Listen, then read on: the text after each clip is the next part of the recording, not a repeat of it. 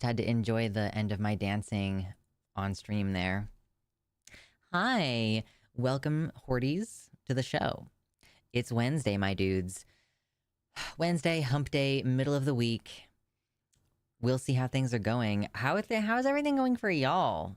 I mean, for me, it's been an acceptable week so far. We had a little bit of like brain stupidity for a second there, and then some like body stupidity, health issues. What? But yes, hello. What's up, Kitty Tick? There's Mama. There's Viren. It is certainly one of the Wednesdays of all time. There's NBJ. Yeah, Kitty's like, kid's running us hard this week. Brand new babies. Why are they such a nightmare? Actually, a fungus. That's a great name. Clay is horrible to dig in. Listen, you don't even have to tell me, okay? This might surprise you all if you don't know. If you're here this early, I bet you know this already, but I went to school to learn how to be an electrician, and my first job out of that college stuff was a job at a solar company, and I used to dig a lot of holes. Like, because, you know, if you're like installing the solar panels out in a field, it needs to connect to the house, right? And we didn't do overhead connections at all, as far as I know. We basically did all underground connections. So that means, so like maybe most of the digging can be done by machine. And even then, a lot of the times that was difficult. And it was one of the things that we had to do. Yeah, trenches. Yeah, so you have to dig like a trench wide enough for the pipe or whatever you're going to lay, and like long enough that it can, you know, reach the house. But then, oh, let's say there's a tree in the way, and you need to make absolutely sure that you don't kill any of the major roots of the tree because you don't want to harm the tree. So, like, we had to go in and manually dig. Yeah, only power company can do overhead. I know it was like, there was some reason why we never did it. But yeah, like, I remember there was this one where I had to, like, carefully dig, and like any of the roots underground that were under an inch, we could just cut. But if it was an inch or bigger, we were like, we got to leave those intact, and then kind of like thread the wires and stuff underneath it. It was quite an interesting time. Is audio funky for y'all? Is anybody else having funky audio? It's not showing me that anything is weird on my end.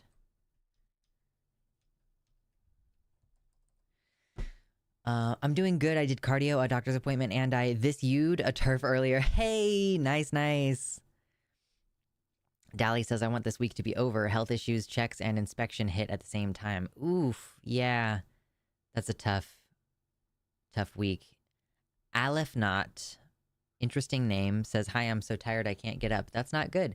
If you're so tired you can't get up, then you need to make sure you're radically resting, and don't push yourself before you're fully rested up. I want a power washer for digging. It's great at not hurting roots. Okay.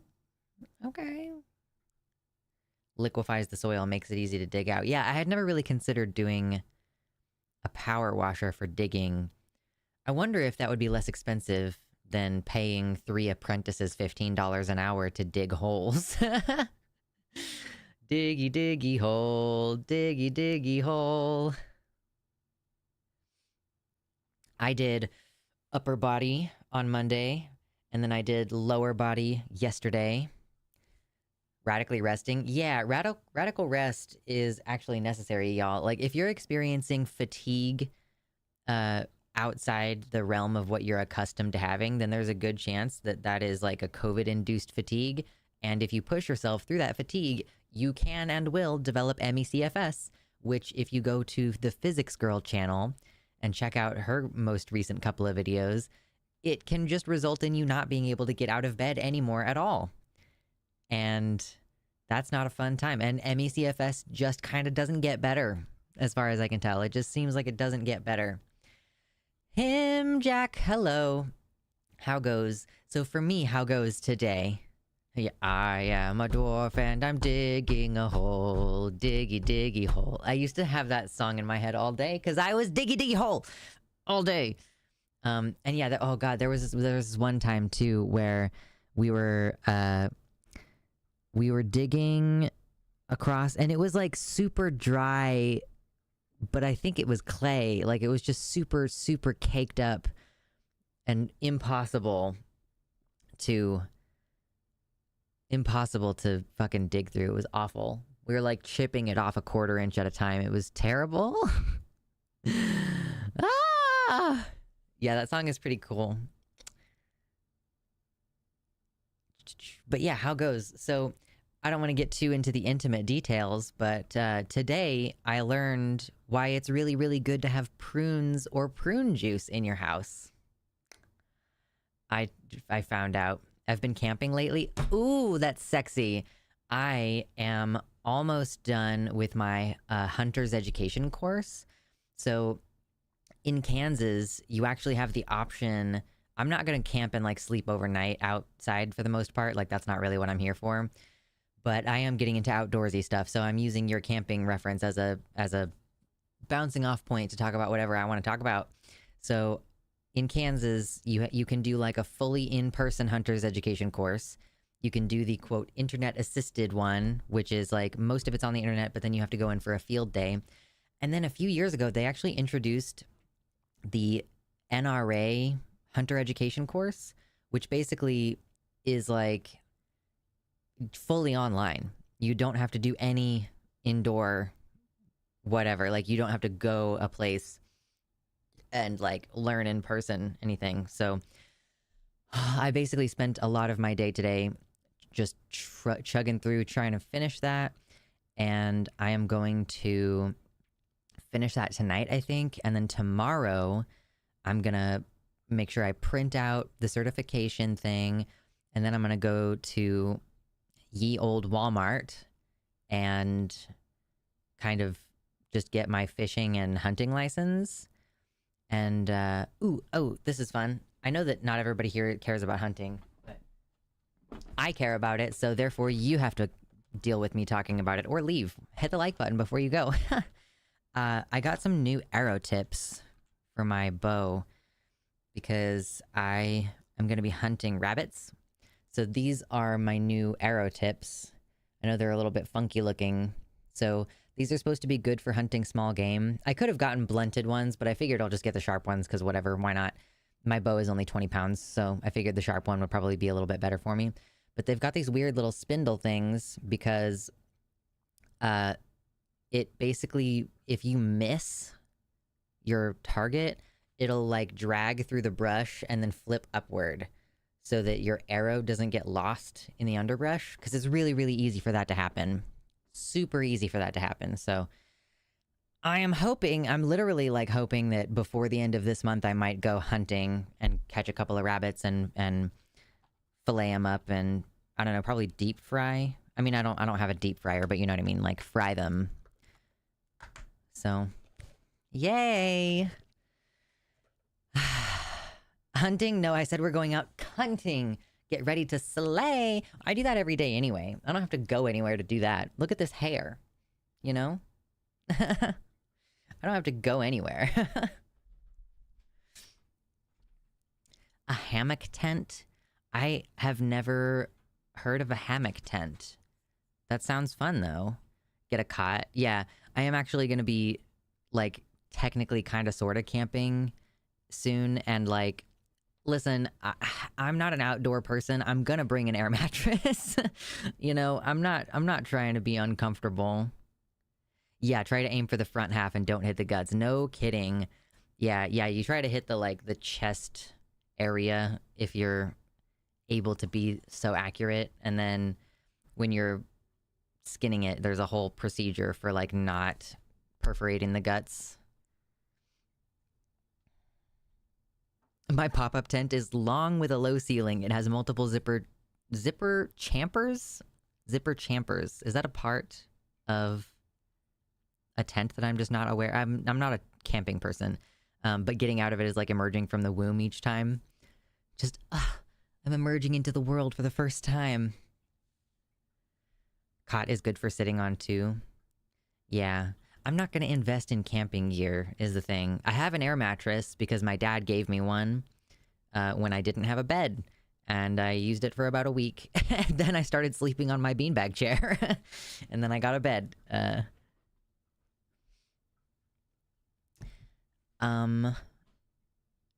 Yes, you should be able to change your username, Himjack. I think that it's something that you get to do with your subscriber thing, but if you're unable to, I could change it for you. I'm capable of doing that. What do you want it changed to?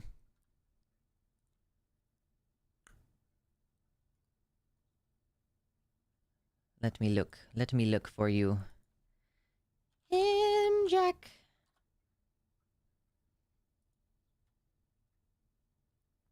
Okay, where's my chat? Come back, chat. I need you. I need you. Chambers. Oh, multiple zipper chambers. Okay, so it's like there's like the one room and then there's like a separate little... It's like if you have kids but you don't want to get multiple tents. So there's like a little area.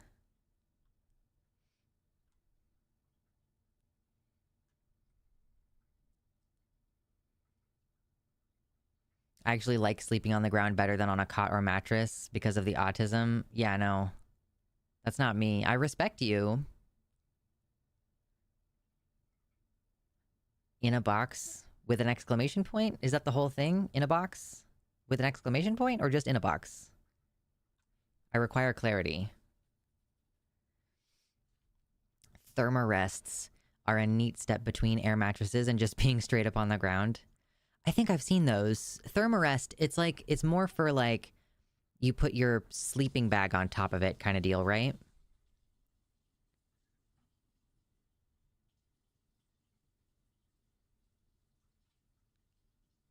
Just in a box. Okay, cool. I will fix it.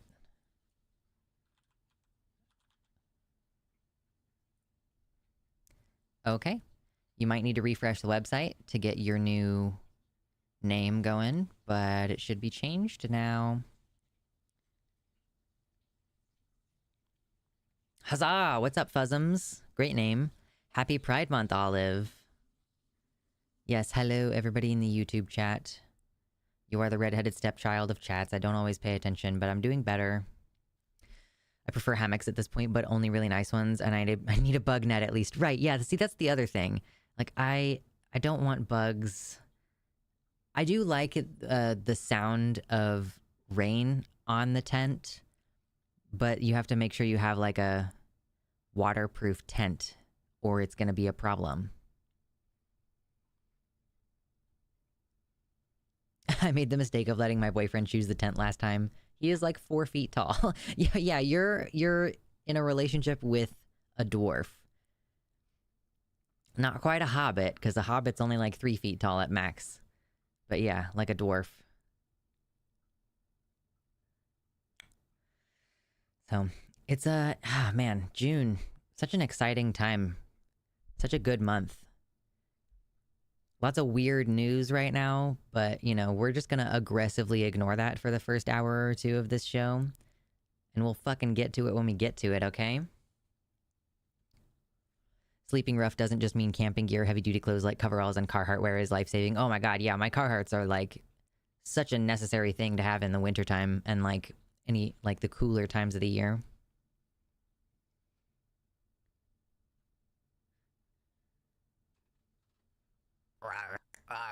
In a box, thank you. We're starting off strong with a $20 dono. They said thank you for me changing their name.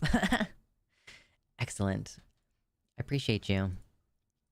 I feel like it's almost too bad that I haven't started my travel GoFundMe yet, because I could very easily be like, hey, let me tell you about this terrible, terrible news out of Kansas. Donate to my GoFundMe so that I can fucking leave. Because, yeah, part of what we're going to cover tonight is, like, the Kansas Supreme Court has declared that, like, the reading of our Constitution in our state doesn't guarantee us a right to vote. So obviously, if there are any other disputes about, oh, well, this law has the effect of restricting people's access to voting, well, in the state Supreme Court, they're going to say, well, too fucking bad, we don't care. So, and like, yeah, there are going to be other cases like that in other states. And so, yeah, it's just not good.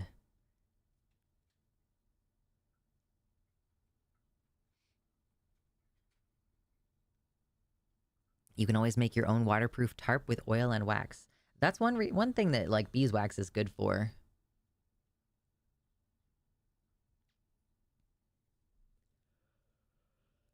Yeah. Yeah, so like the title of the stream, like, do we have the right to vote? It's we're not for funsies. It's because the right to vote is being, it's like actively under attack.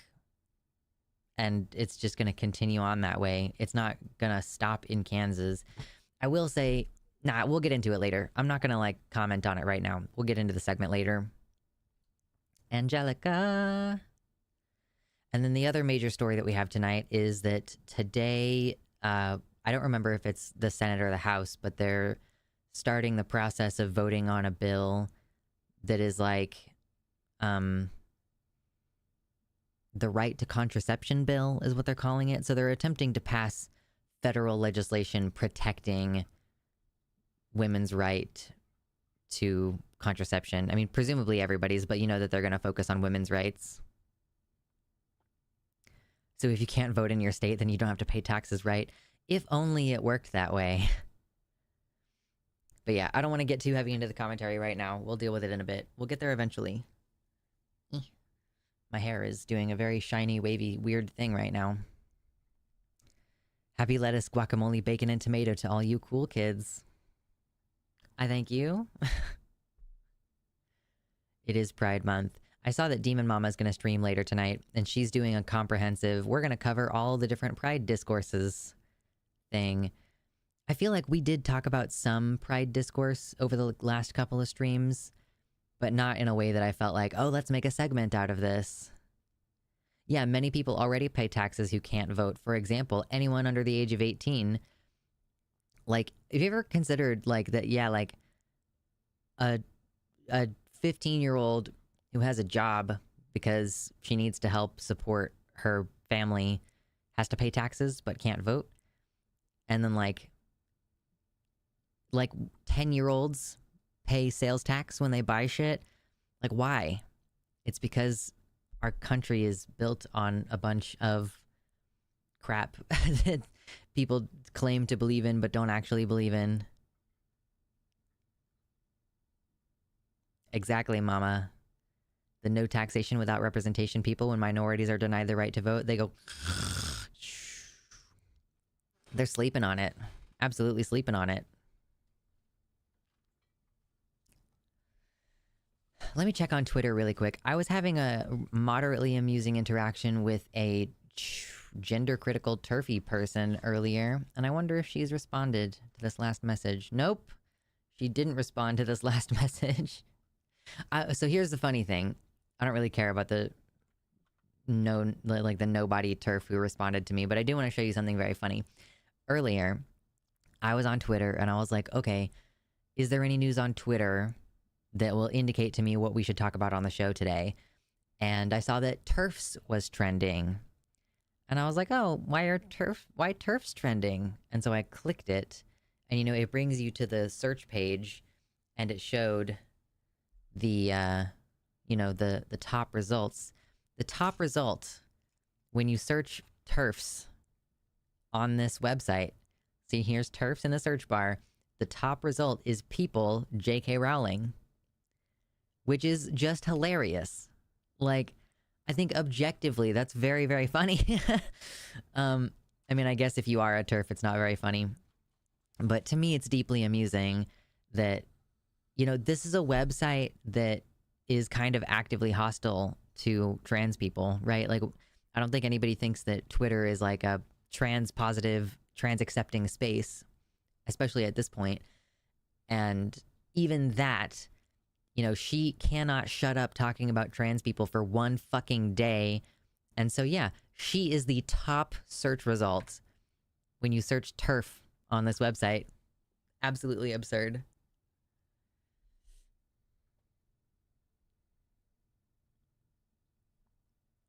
Tragic, tragic stupidity.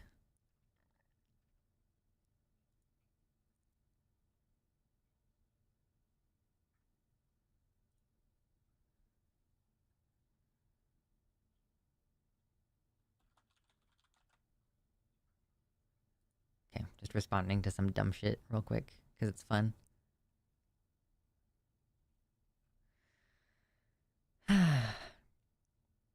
I'm banned from r/non-binary.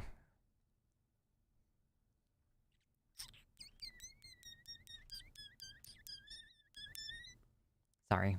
Horrendous noises that I'm making. I think that Turf stopped responding because I this you'd her. Oh, how did you this you her? Let me see.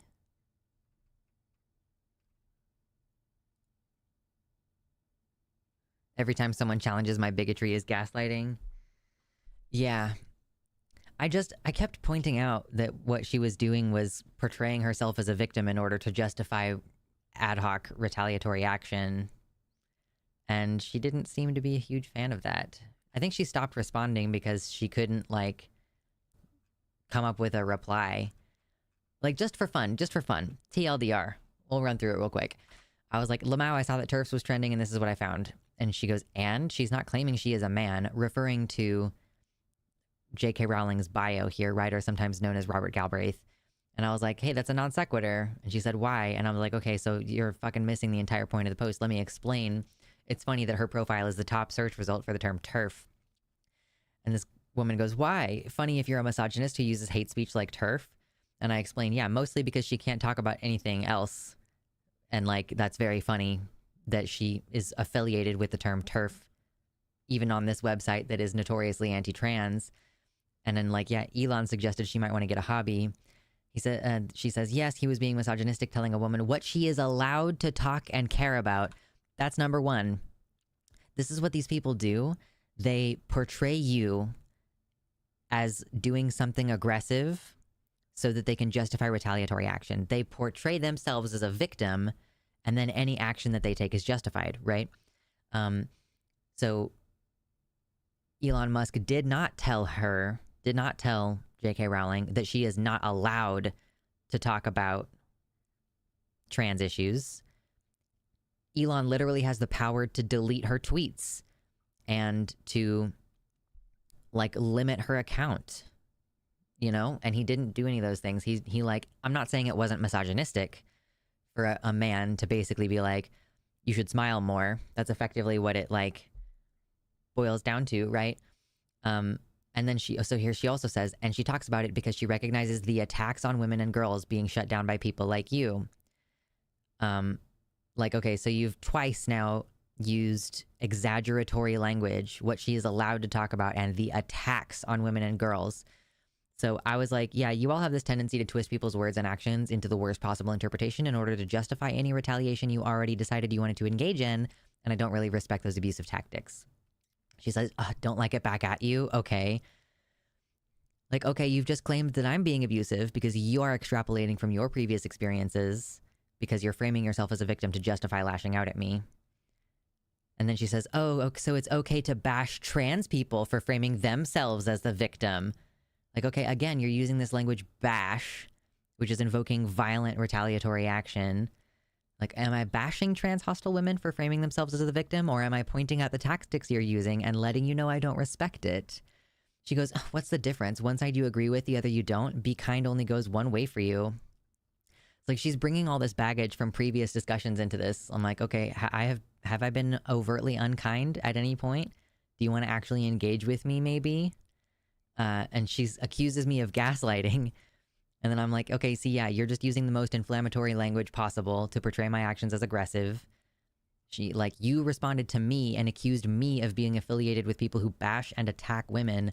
Is this a conversation, or are you just here for the spurious accusations? And then she never responded because she doesn't have the ability to... It's like, yeah, you're accusing me of being aggressive and gaslighting and everything.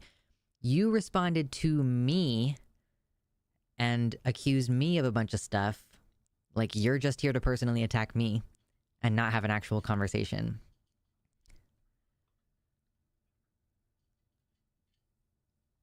Women and girls is a transphobic dog whistle. Yeah, no, I don't disagree with you.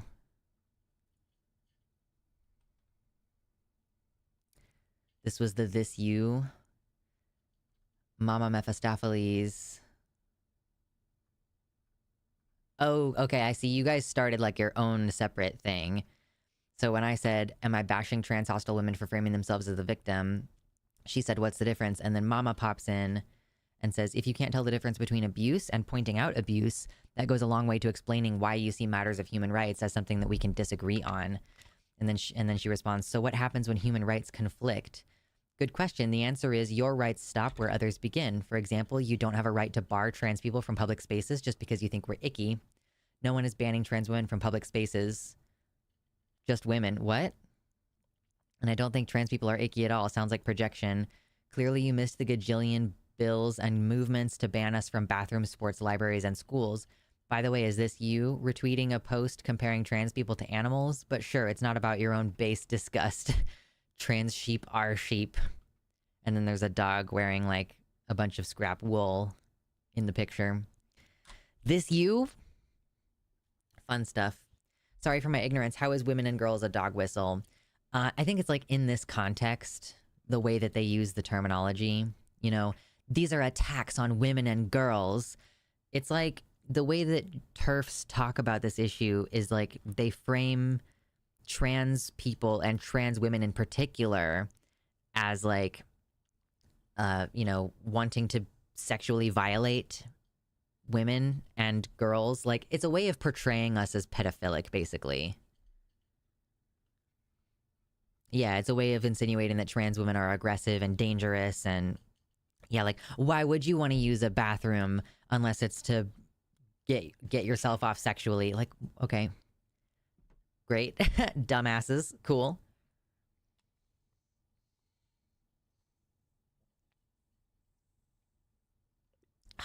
Projecting yeah, projecting so hard she's showing films in the next room over. That is some crisp projection. Crisp. Yeah, Lenore Bunny in the YouTube chat also points out when they say women and girls, they are not including trans women and girls who are actually under attack. It's wild too, you know, trying to talk to TERFs about these things. It's like, are you like, you know, oh, Charlotte, thank you for the 4 gifted tier 1 subs. Enjoy your dicks, NBJ, actually a fungus, Darth Gently, and Pftl Cakes.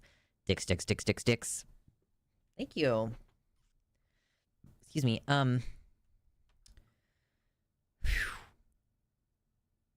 I was going to say something earlier about how, like, you know, if she had continued in this interaction, I was going to point this out to her that, basically, like, oh my God, the ADHD. I'm not taking a second Ritalin, but the Ritalin is wearing off from this morning. So difficult at this time of day for me to think with my brain.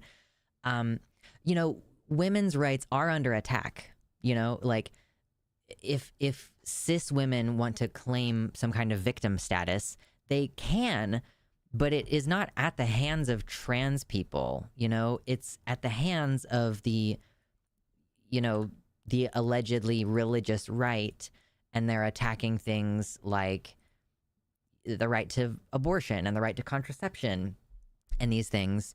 So, my hair.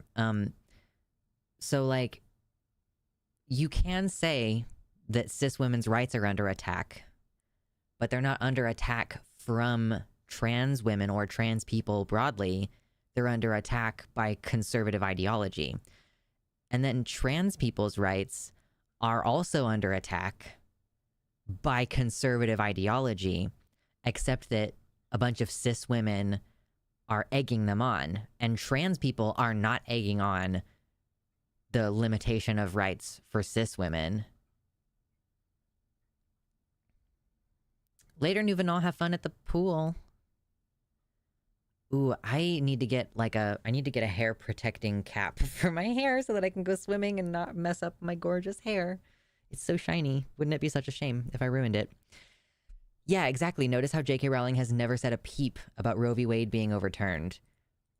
Like, I guess maybe she's focused, I guess, on her country, and I respect that, like, to some extent. Like, I get it. I focus on the United States. I don't really want to talk about bullshit going on in China. I don't really want to talk about whatever's going on in Indonesia. Like, we might talk about it sometimes on the show, but I focus on the US because that's where I live. And like, we talk about Canada, we talk about the UK because, you know, fellow English speaking countries, and we all tend to like feed back into each other when we're having this increasingly conservative backlash, I guess you want to say. And I mean, I guess to an extent, it's kind of like a white centric point of view as well. Fair enough. But like, J.K. Rowling is focusing on the UK, and there aren't really the same kind of attacks on cis women's rights in the UK, which I guess is why it's easy for them to bitch and moan about bathroom access, because their actual rights are not under attack in that way. Whereas trans people, like trans youth, cannot get healthcare anymore for their transition related issues, and adults have to wait like, what, a minimum of 5 years for a first appointment. And like, they've recently been officially segregated in healthcare, where like trans people and trans women in specific they have to be kept in different wards. Why? Because why?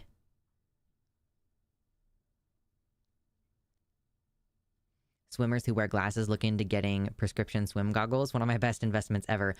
I have a prescription for glasses now. That's one of the little fun updates from me this week. I've been noticing that my vision is super blurry. Not super blurry, I should clarify. It's like, if you go from feeling like your vision is crisp and then it starts to get blurry, it feels like a pretty big change, but it's not really that big of a change. I can drive and do everything just fine.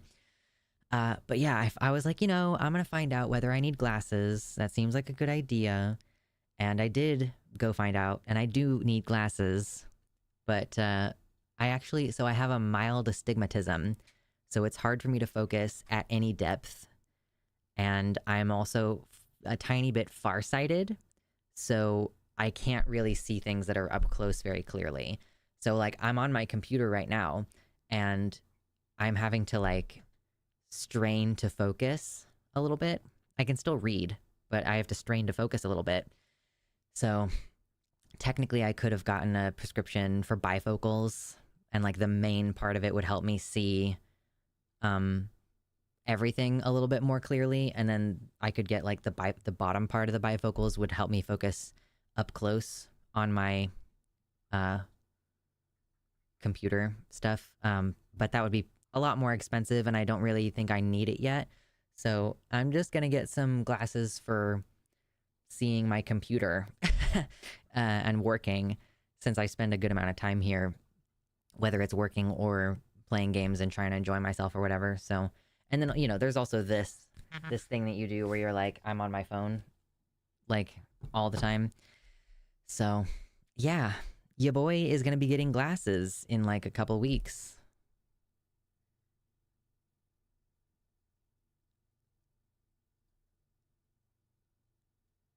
2020 was 4 years ago. Damn, you're late. Listen, I don't know that I've ever truly had 2020 vision, or if I was just able to compensate because I was much younger the last time I got my eyes checked. Glasses worthy, but not legally blind. Exactly. So much projection PowerPoint has reached out to her for help. True. TERFs make women more unsafe, moving the spotlight away from conservative cis men who do actively threaten their safety. Right. I think part of it is maybe that they can detect that there are attacks on them, right? Like, they can tell that there is something going on, but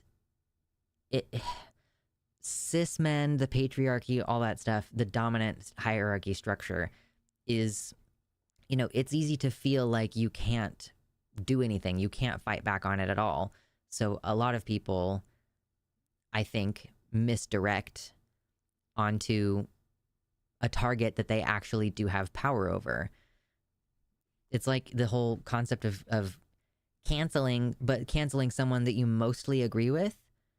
You know, when queer people attack other queer people because they identify as a bisexual lesbian or what have you, it's because they can't actually do anything against the dominant groups, and they can't actually solve any of their structural problems.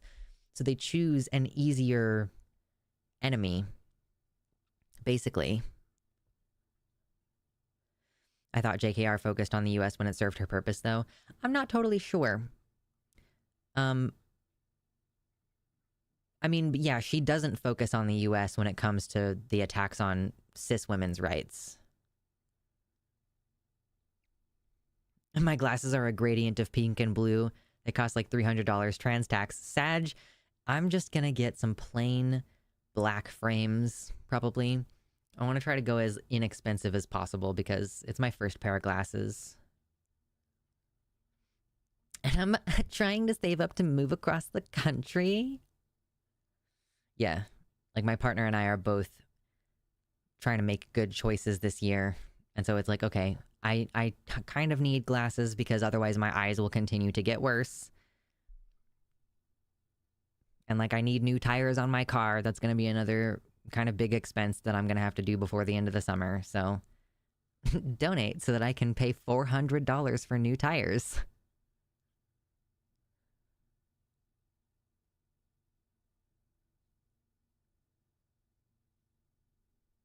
I think horn-rimmed glasses look good on everybody. Probably not going to get horn-rimmed glasses. I think that a good number of TERFs are older white women because they're often past the point where they might ever need an abortion and thus are unconcerned with abortion issues. I get, yeah, if you're menopausal, you don't need birth control, you don't need access to abortion. Like, I mean, functionally, they are no longer politically women in that way where they are not invested in, like, the political struggle for women. Hey, it's me, new tires. Where's my $400? Somebody pay up Mama Mephistopheles. She's my new tires.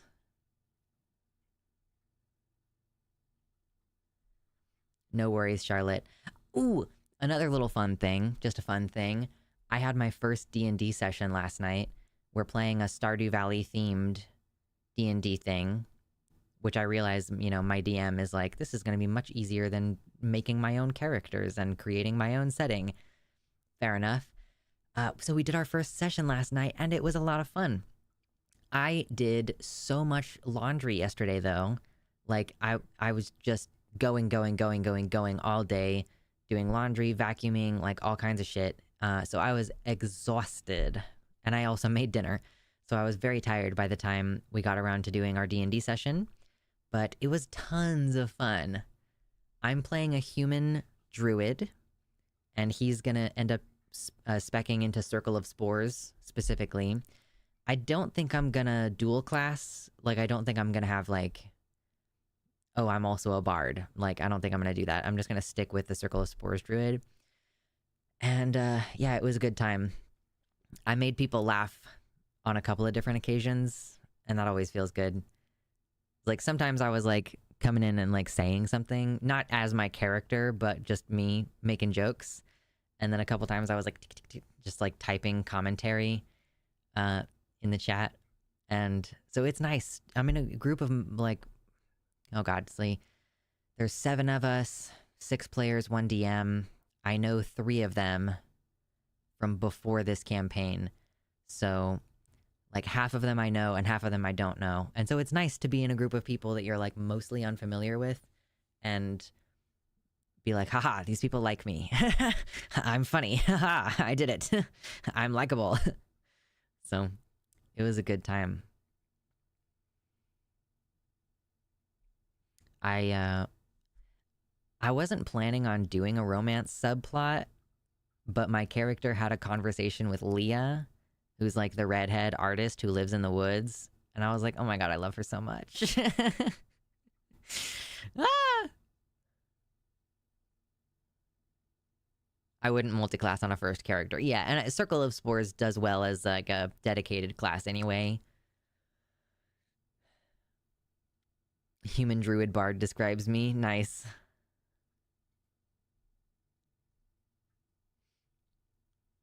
I'm like 5 minutes behind, but I also have an astigmatism, but I am slightly nearsighted. Was always on the cusp where I didn't feel like I needed glasses. Once you get glasses, your default vision will feel much worse by comparison. Oh, I'm sure. Yeah. And I guess it's a little unfortunate. Like, I could be a full-time glasses wearer, but I just didn't want to spring extra for the bifocal lenses. It just seemed like I might as well just have like a only when I'm sitting at my desk pair of glasses, and then in a few years maybe I'll get all the time glasses. Yeah, looking forward to being able to see a little bit better. Just a little. I just had no idea that I was farsighted, because what I've really started to notice is things further away, and I'm having a hard time focusing on them. And she was like, yeah, that's probably always kind of been the case, but your lens used to be able to compensate better because you were younger, and now you're older and you can't compensate as well. Apparently today is HIV Long-Term Survivors Awareness Day. That makes sense why I saw some posts on Twitter about HIV/AIDS today. That kind of makes sense. That famous picture of the all the quilts that are the size of a coffin representing all of the dead men from like who had died from HIV, and presumably trans women and probably some other folks. I'm playing a Circle of Dreams druid. Ooh, I don't know anything about the different subclasses of druid. I was like, Circle of Spores, that's literally me as a human person. Baby, oh. The cat is on the floor in my office, and he's being very cute. I'm not gonna pick him up and ruin it for him. Yes, the glasses gods are punishing me for turning 30. Would you do a long-form video on the AIDS epidemic? Sure, I could see myself doing that. I haven't really considered how to go about doing that. I know I have covered HIV/AIDS on the show before, some years ago, but yeah. Kind of like going in depth about the negligent way that the government treated this whole thing, and like the huge number of gay men who died. Like, you ever wonder why there aren't a lot of gay men of a certain age? It's not because there aren't that many of them, like, as far as like there didn't used to be this many gay people. It's like, no, because like a lot of them died horribly. And it also will give me an opportunity to attack the CDC, which is always a good thing for me. Yeah, how can you justify meddling with God's design this way? He made us all in his image, and that means no glasses. No glasses, no Viagra, no hair dye. You know what? I have to chop off all my hair that's still red. I can't even tell in the camera where the difference is anymore. Like, my hair is brown, and it's brown, and it's brown, and then down here it's red. Is that where it starts? Like right here? That's where the red starts?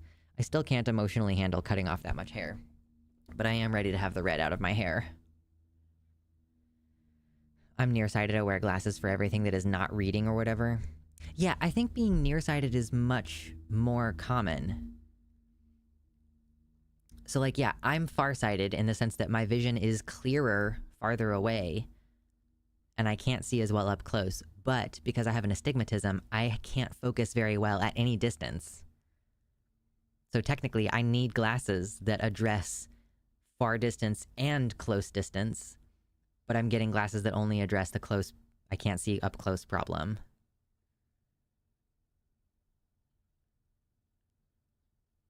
Druid is my jam. They're delicious. I love, yeah, actually a fungus. I think you would definitely appreciate the Circle of Spores druid thing.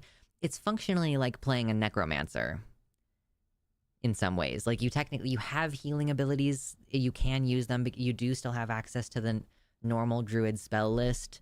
But yeah, you usually don't use your wild shape as much, because there's another move that can like substitute for wild shape. And yeah, you can do poison damage. Yeah. So actually, some of you helped me pick some of my moves, some of my spell list moves, so I appreciate that.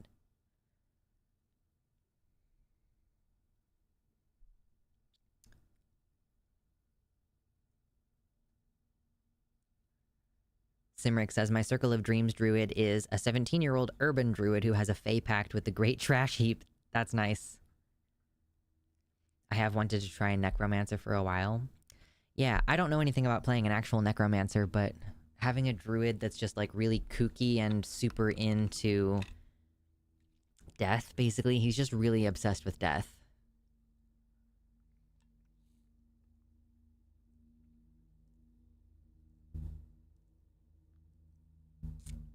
Oh my god, water.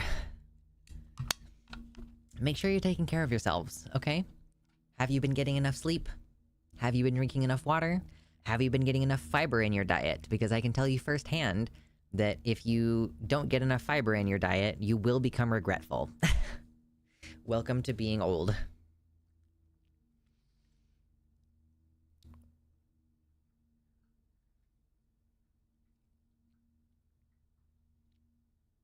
Charlotte says, maybe when these people say, oh, there didn't used to be this many alphabet people, it's much more sinister. Maybe they mean something like, I thought we got rid of them.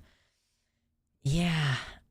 I've seen people talking about the lack of queer or POC representation in things like Star Trek, which, you know, it's, like, not that bad anymore or whatever, but, like, any of these sci-fi franchises, anything that happens in the future, like, if there aren't any black people, or there aren't any queer people, there's this kind of unspoken, sinister, like, what did you do to all of us?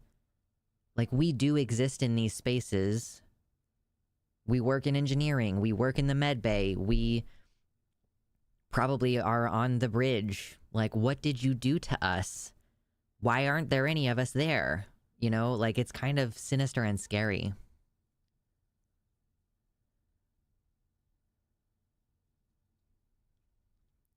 I know you're saving, but investing in glasses is very much an investment in your future sight and reducing other problems like tension headaches if you get those. Yeah, so I spend a huge amount of time at my desk, so I am getting glasses to, like, address the fact that I need to see at my desk. So hopefully that will at least reduce some of my eye strain.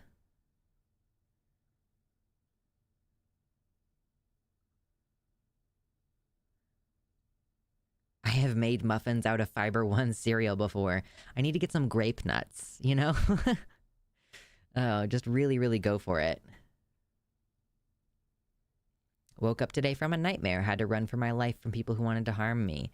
I am sorry to hear that. That sounds really stressful.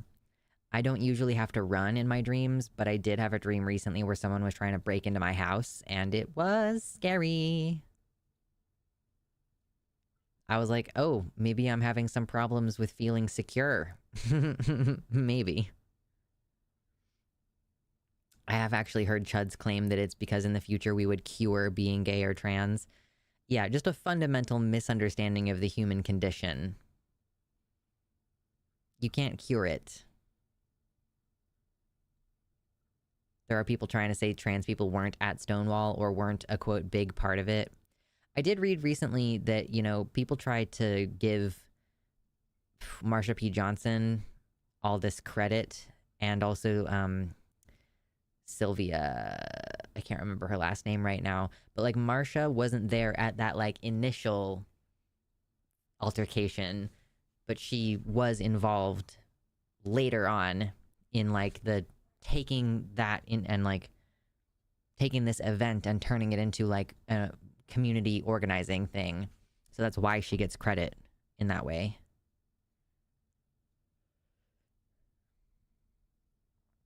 Sylvia Rivera, thank you. The flippin' the brain juices.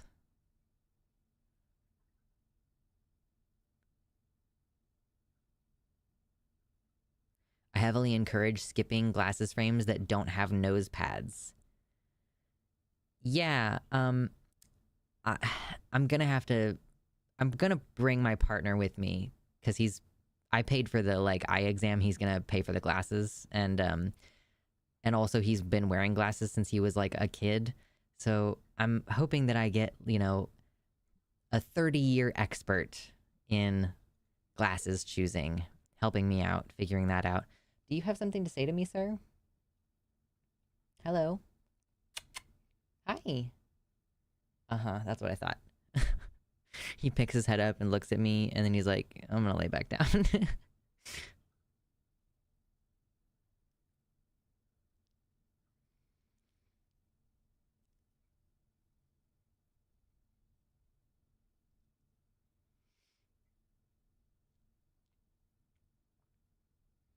You should get Morpheus glasses. Yeah, let me get glasses that I wear all the way down here. They're like round, right? I I was just gonna get like some rectangular frames, y'all. I'm gonna try to keep it simple. Although you will get to see it because I am gonna wear them on the show because I'm sitting here reading and like having to focus on the chat and reading it. So I'm gonna get like the special not like anti-glare uh lenses, I guess lens covers, whatever you call them. Mitternacht is just like me when I have a complaint, but I don't want to say it out loud. I just need people to absorb it through vibes. My first cheaper pair of glasses didn't have nose pads and they did not stay in place well. Fair enough. Rectangular frames make people look very masked. Yeah, I have some glasses that are blue filtering, like blue light filtering glasses, and I wear them sometimes. But they kind of have like the librarian look. Like they're not quite square, but they're like a square-ish shape, and they're kind of like big on my face. And I honestly think I might just go with something like that because I already know how they look on me. You can also get blue light protection in some lenses. Yeah. Again, I don't know how much it's going to cost. We'll find out. Yeah, Lux doesn't want to get vouched by the reflection in its glasses. Look, I don't actively save porn on this computer. So I am not going to have this issue where I open up my recently downloaded folder and there's porn in there.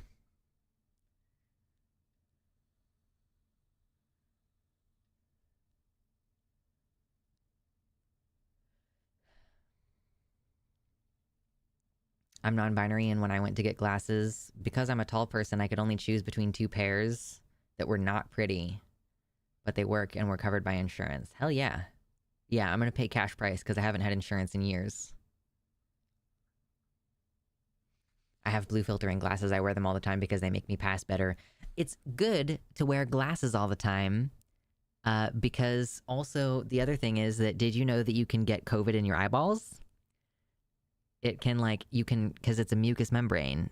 If you come in contact with a virus in your eyeballs, you can then get COVID systemically. And also it will take up like residence in your retinal nerve and it can damage your vision. So if you wear glasses in public, it's also like a little tiny bit of a shield against COVID in the air. Yeah, on this computer. I don't actually save porn. I'm bad, and I just go to Pornhub, and I just go on my phone, and I don't save anything. I got so many compliments on my glasses when I finally got them. Listen, I think the next time you all see me, I might have the glasses. Because this weekend on Sunday, I'm going to go. So I'm not going to see you on Sunday this week because I'm going to go into the barbecue that I go to every summer. And then the following, Wednesday next week, I'm just not going to stream because I'm going to take the day off because I need some time off sometimes. I'm not going to do like a whole full 2-week break or anything. And I'm still going to be releasing content throughout that week. But I'm just going to take my time. Then if you watch the Transatlantic Call-In show, you will see me on Thursday next week. So I'm not streaming on Wednesday, but I am going to stream with the Transatlantic Call-In show on the line on Thursday. And I'm hosting. I get to be the primary host. My very first time coming on the show as an official partnered co-host. And I get to actually host the show. Isn't that going to be great? And then I'm probably going to get glasses like Friday next week. So the next time I do my show, which will be Sunday the 16th, you will see me with my glasses on. Ooh, Sunday the 16th is when the first episode of House of the Dragon comes out. Ah! Oh, I'm so excited. House of the Dragon. Did you all see? Okay, Abigail Thorne of Philosophy Tube.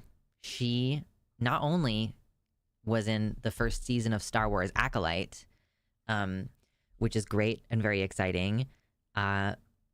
Also, she's gonna be in the new season of House of the Dragon, and I'm like, oh! I was excited already to watch the show, and now I'm like over the moon. I'm so excited for her. I'm so excited to see her performance. I haven't watched any of her actual performances yet. I know that I should get Nebula so that I can see her play, and, you know, she's been in some other small indie project movies. But yeah, oh my gosh, I'm so excited.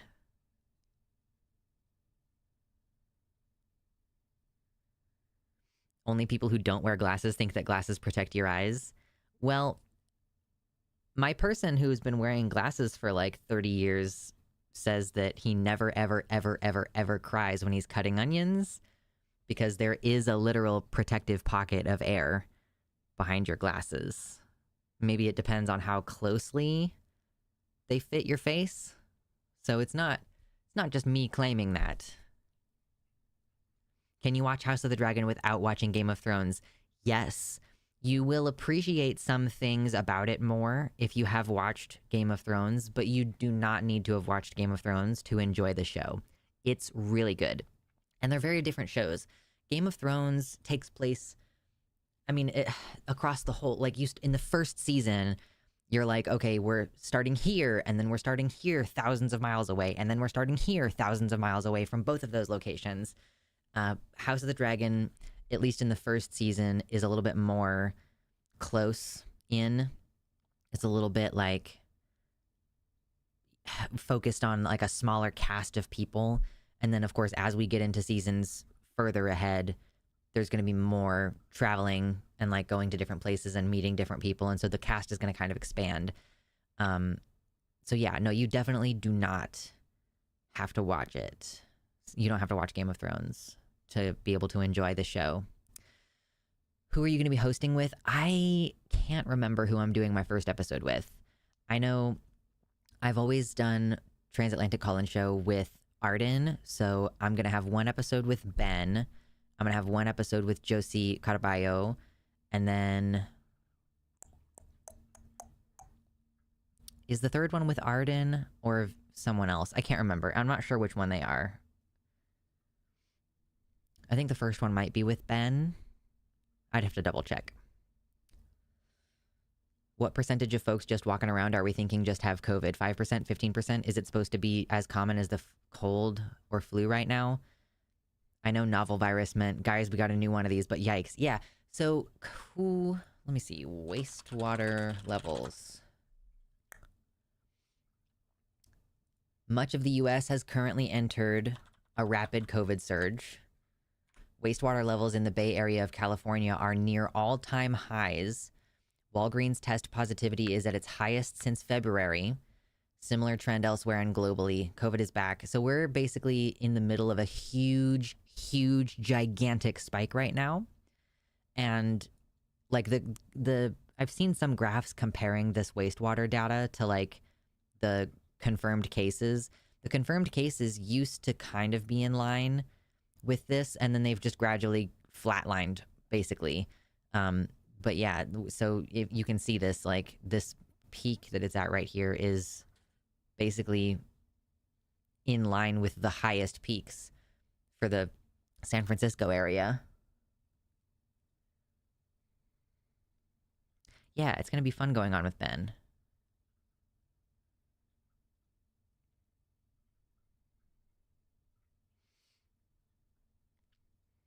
I still haven't forgiven Game of Thrones Season 8.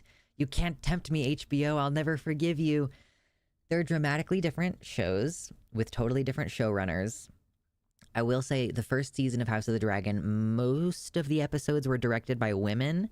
So there's a very different lens on things where, you know, women are not just in the show, but the perspective of women is really represented in, like the intimate scenes, for example. A lot of like the sex scenes in Game of Thrones are pretty typical, like, ooh, we're thrusting, or like, ooh, we're playing on a little bit of like a lesbian fantasy here. And like a lot of the scenes, like the sex scenes, are about like power and domination. But in House of the Dragon, there's just like a totally different focus. I noticed in the first season that a lot of the sex scenes had a focus on hands, interestingly enough, because like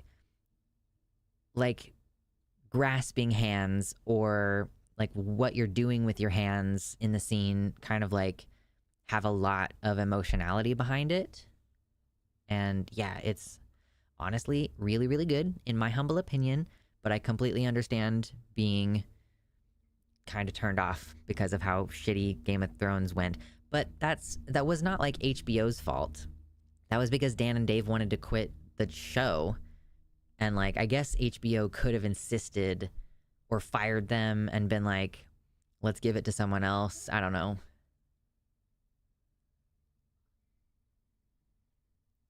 Yeah, the Daenerys conversion to instant insanity was very poorly written. Yeah, it just didn't make any sense.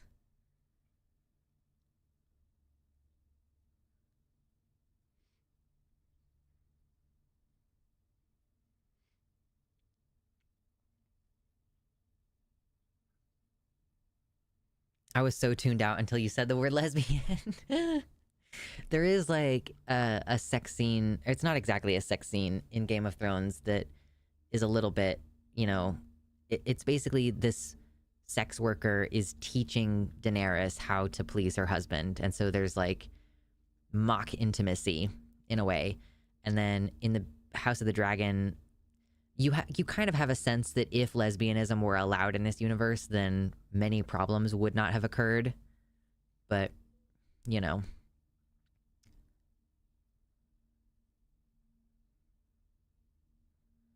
Ooh, that's cool. Sam says glasses do protect your eyes.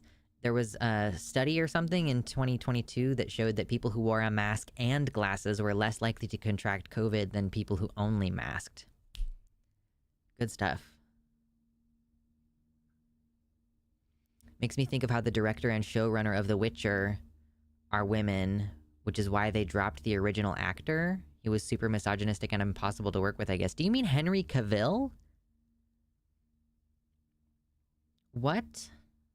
I thought that Henry Cavill left the show because of the creative direction that the show was taking.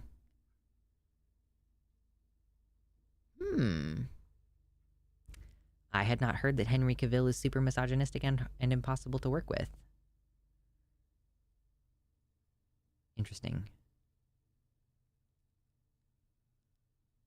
Would you get TOS'd if you celebrated the death of a bad person? Dropped something in the stream Rex. Maybe. Let's find out. Who is this? Conservative father who launched war on Maine school districts, state of Maine, over trans bathroom policies, CRT lessons, and LGBT books dies by suicide at 53. Wow. I guess he was not a very happy person. I'm probably not going to go into this whole thing, but like, damn. This is the thing. Hate is poisonous. You hate and you hate and you hate, and it's corrosive to your soul.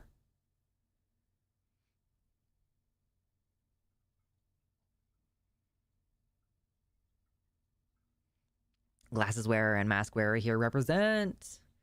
That's the only downside to me not being a full-time glasses wearer, is that, I mean, I will probably still wear my blue light protection glasses out in public, even though they don't help me see any better.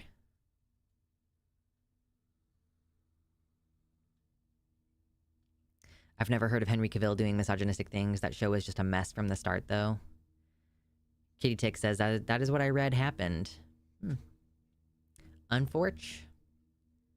But he is a nerd, so I can kind of see it, you know? If Henry Cavill is a big, fat fucking Warhammer nerd.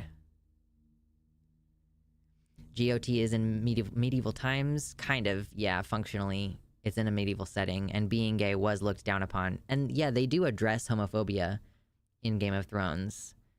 There is a prominent... There's one prominent gay character, and there's one prominent bisexual character, and they both get fridged, so...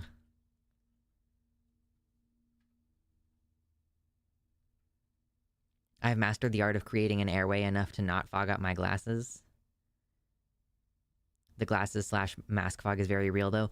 I don't know, guys. I get the 3M glasses with the nice rubber seal up here, and they're kind of designed in a way that takes your air and pushes it down.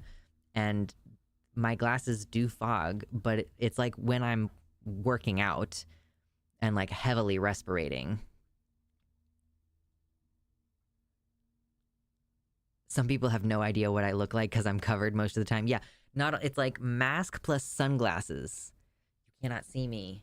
I'm like John Cena.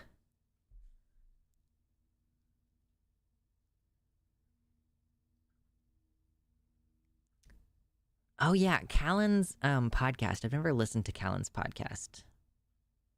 Sounds good though. Whew. Drink the water, eat the snacks, consume fiber, vegetables and fruits.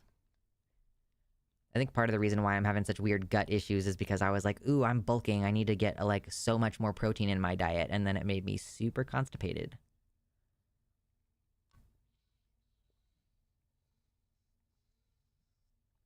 Texas is so hot and humid right now that when I go outside from an air-conditioned area, my glasses fog up immediately. I think it's very attractive when a person who wears glasses like gets out of the shower and they're still hot and steamy, and they put on the glasses and the glasses fog up from their heat off of their body. Very sexy. Yeah, eat a banana.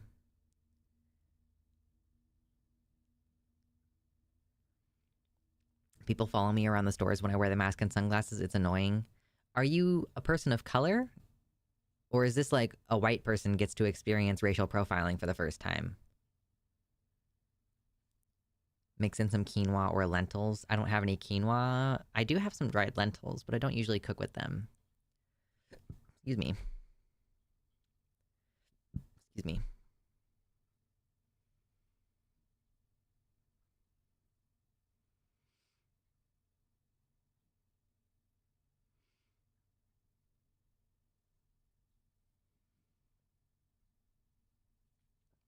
Oh yeah, I do think I breathe shallow most of the time as well, out in public with the mask on. Because if you're like breathing it in, then you're like sucking more air close to you. And if you're more shallow breathing, then it's like you're kind of breathing the air that's more immediately around you.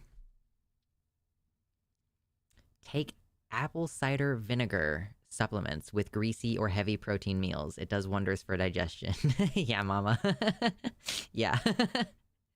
What's funny is that that's an extremely specific thing from like when we were dating and before we were married. Like throwback to like 14 years ago. Lentils are so good. Listen, I don't disagree with you. It's just that I bought dried lentils, and so they're, you know, I don't know that they're ready for me to just cook with immediately. So I'm still trying to figure out how to cook with alternate proteins in a way that is actually desirable, like good textures and good tastes and everything. But yeah, apple cider vinegar with greasy or heavy protein meals. Interesting. I did eat some prunes today. I need to buy some more prunes because I finished them off today. But like that kind of helped get things moving.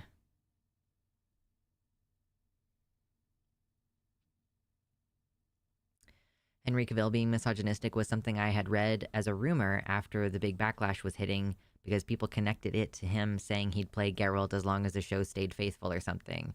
Yeah, that's what I had heard, was the whole Geralt, he doesn't want to play because they are not being faithful to the story.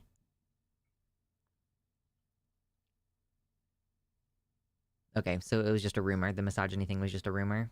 Good. Dried lentils are the best. They just take a bit longer to cook. You can soak them overnight to make it quicker. If only I thought of what I was going to cook before the day of. I could make like lentil soup. Because then you're gonna like boil it and cook it for a long time anyway. In the future, I did buy a bunch of dried beans thinking that I was gonna figure out how to cook with them. And then I was like, oh, I didn't realize that this was gonna require overnight soaking and then boiling to get the beans to a place where I can use them at all. I'm like, oh, fuck, that's annoying. So I kind of have like a bunch of dried beans that I need to figure out what to do with. Frankly, I might donate them. Meal prepping for the win. Ugh. I just don't operate that way. I would love to. I just can't, I just don't plan ahead about shit. I'll think of it early enough in the day that I make sure that there's thawed meat.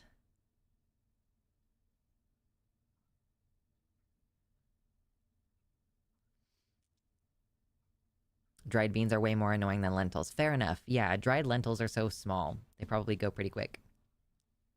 Soaking true. Oh, jeez. You want to soak lentils for 8 hours or quick soak by boiling for an hour first? Boil and then simmer. You're lazy, try a pressure cooker. I know, I could do the pressure cooker. I think that technically helps. But honestly, I know that it's more wasteful, but if I cook with beans or lentils or whatever in the future, I just need to buy canned ones. And even then, I'm probably not gonna cook with them very often because, like, it's not, they're not very popular for the folks that I cook for. You'd be bad with overnight oats then too. You know, my friend recently told me that they were doing overnight oats. And I was like, is that something I should do? Please explain overnight oats to me. How does that work? What do you do? Like, are you making like a smoothie? What is this?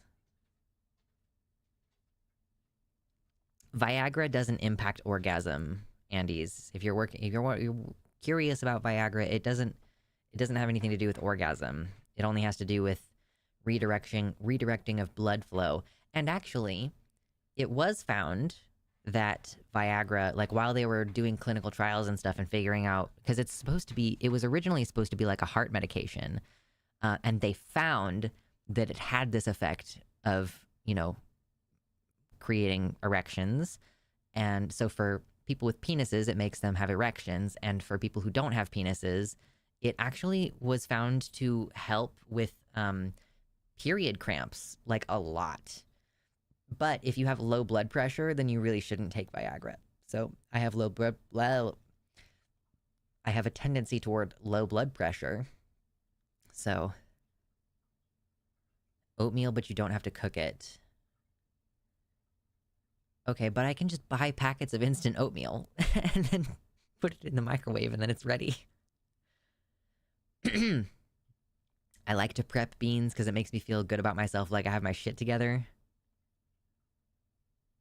Making my own yeast will mean taking 12 to 24 hours per loaf, but it's better long-term because I will never have to buy yeast again. You can take regular, not sourdough yeast and like put it in water and feed it and populate it in the same way that you could keep a sourdough starter. Because they hate women, Sam. They don't prescribe Viagra for period cramps because they hate women. Overnight chia pudding. Okay.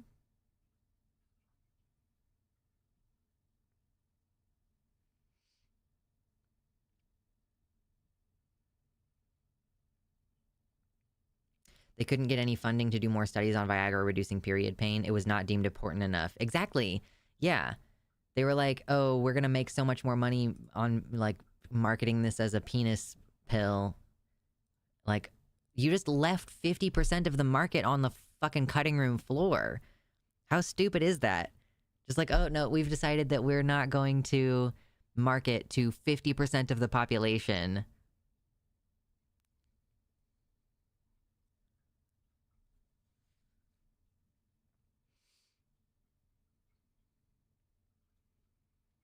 I just use bread machine yeast. I have a little jar of dried instant yeast. that as long as you keep it in the fridge, it's basically still good. But I could take that dry yeast and make a starter, like a culture of yeast. It just wouldn't be a sourdough.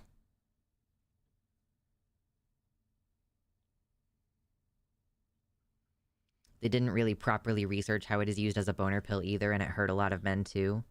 I didn't hear that part.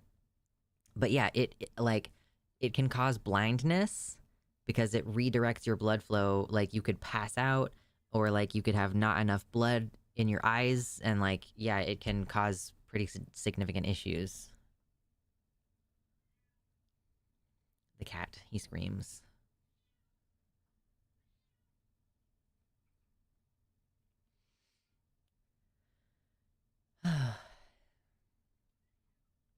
Yeah, they could have gotten so much more money out of us all.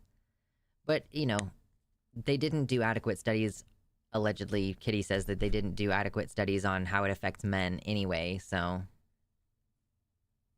there's a reason you should seek a doctor if an erection lasts more than 4 hours. Yep.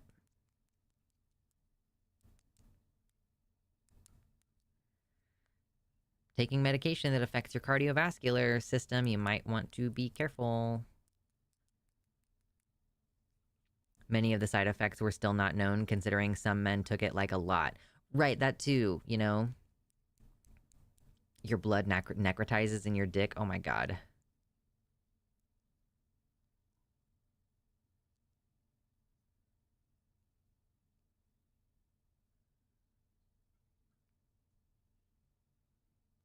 Happy Pride! What are your thoughts on Ozempic? I keep hearing about it and I don't know what it is.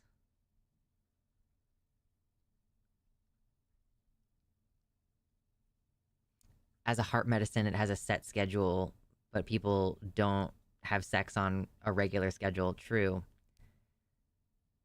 Yeah, I wonder if there's any, like, new... If there's any new information on, like, you shouldn't use Viagra more than, like, once a week or something. Sag.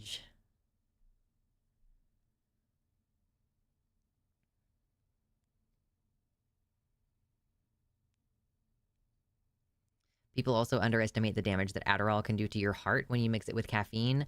I had to get off my ADHD meds until I could control the caffeine addiction. Oh yeah, I definitely get really bad palpitations when I'm drinking regular coffee and taking Ritalin at the same time. Ozempic is a diabetes medicine that people now use for weight loss. Well, it's like people always want to take the quick way out, you know? It turns out losing weight or losing fat or whatever, like, muscle weighs more than fat, so you can't just say losing weight because it's not like a very incomplete picture of what you're doing. Like, yeah, guess what? Go to the fucking gym for like 45 minutes, 5 days a week, and you'll lose weight if you do cardio. Go for a run. Don't go for a walk. That shit's not going to do anything for you. I mean, it's healthy to go for a walk, but it's not going to help you, like, cut your, or do body recomp. Like, everybody wants a quick way out. They're like, oh, I'm too tired, or like, ooh, you know, it's too hard to exercise. It's like, yeah, you just want to take a pill and have it be quick, and meanwhile, you're reducing the availability of a fucking diabetes medication. Jesus. Yeah, exactly. Like, if a bunch of people are, like, seeking this medication for weight loss purposes, then yeah, there's a shortage. There's not, like, there's suddenly a huge demand for this drug, and then people who are diabetic can't get their meds.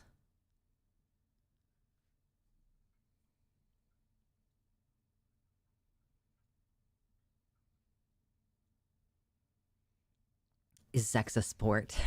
So technically, sex does not count as proper exercise because it tends to be very brief. Like, if you go at it hardcore for like 45 minutes, then sure, it's cardio if your heart rate is within the target range for cardio. But like, if your average sexual encounter lasts for like 7 minutes or whatever it is, then yeah, it's not really exercise properly.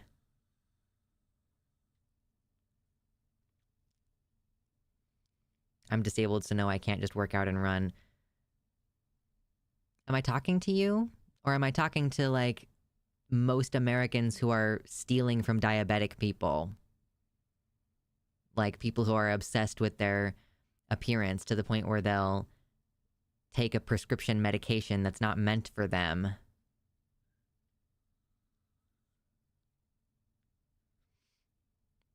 If I run a mile of around 12 minutes, then 15 minutes of sex is pretty similar. Listen, but it's like, is your target heart rate the whole thing the same time? Like, I don't know.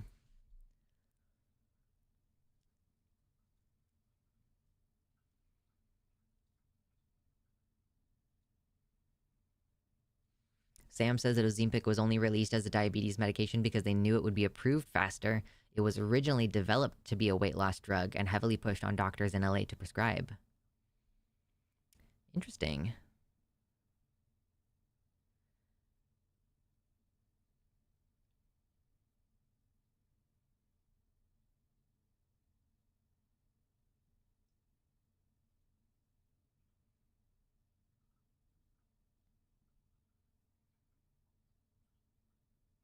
I'm not. So I don't want to like say, oh, it's easy, but rather that like people want to take the easy way out. Like, of course, losing weight, like the whole fucking point that I'm trying to make is that taking a pill that is not meant for you, a pill that is meant for diabetic people, that's because people don't want to put in the work. Like, most regular folks who are just shitty and lazy will prefer to pay money for a pill that they don't know anything about. And like, people have done this for forever. People have been taking speed effectively since at least the 80s. And then like, when like perfectly healthy people or like perfectly able-bodied people who could just start a workout regimen, like, oh no, they'd rather take the easy way out. That's what I'm trying to talk about. For most people, it's just like about making the time and being, but people are like, oh, but it's so hard. Oh, and it's like, okay, for disabled people, I'm not fucking talking about you. Obviously, if you have some physical limitation, I'm not talking about you. We're talking about the kind of shitty people who are causing diabetes medication shortages. Are you doing that? If you're one disabled person taking a pill to help you lose weight, then okay, whatever. You probably have diabetes anyway. Like, if you have a bunch of other compounding health issues. No, where's my chat? Come back. No! There it is.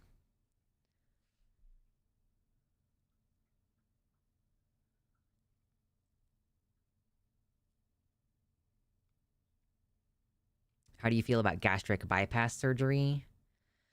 I don't know a ton about it.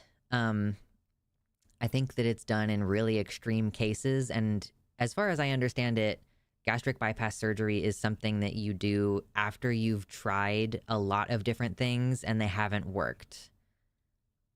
That's generally my understanding. Like, gastric bypass is not something that's going to get approved until you've tried like a shit ton of other stuff.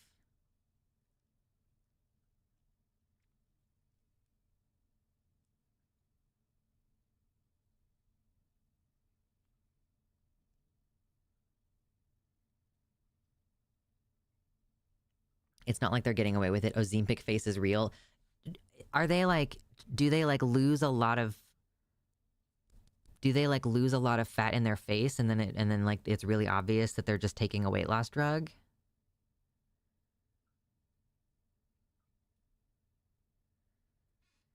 Kitty Tick says, my mom is 100% disabled and was denied Social Security until she aged into it because she worked from a wheelchair for 7 years. She fought against her own body for 3 decades now and is out of that wheelchair and will hopefully die on her feet. Keep fighting. Yeah, like it's never hopeless. You can just keep trying. Like, that's the thing. So many people on this earth get a diagnosis that like, oh, you're gonna die of this cancer in 1 year, or you're never gonna walk again. And it's like the determination The human determination to just bust through it is super admirable.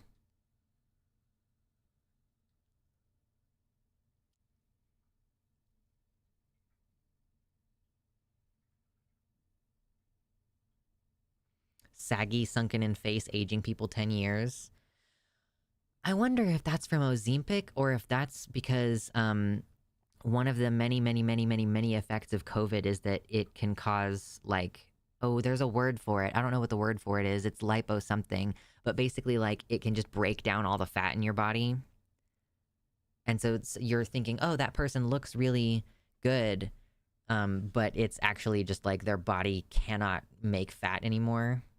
Or like their body is basically consuming all of their fat. It's what is the word for it? It's like, is it...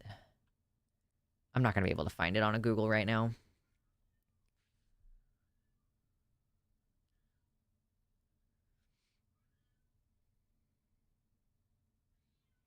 Ozempic causes you to lose weight regardless if it's fat or muscle weight. So for people who aren't already muscular, they have weight loss in areas that can look weird.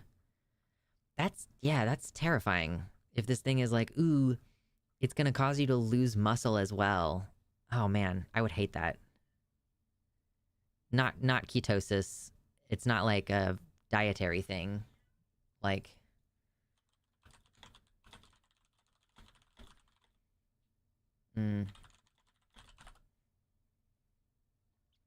Lipodystrophy is what I was thinking of. Lipodystrophy.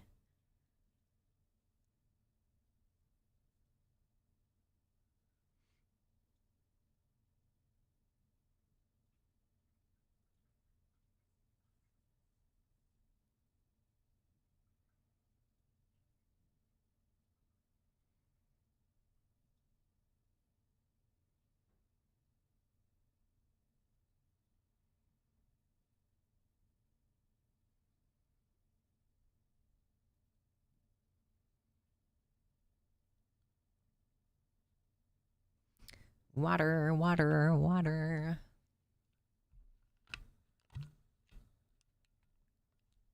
So yeah, I guess TLDR, my opinion on Ozempic is that for most people, like, I don't really respect it when people just take the easy way out and they're like, I'm just gonna take a like super unhealthy diet pill.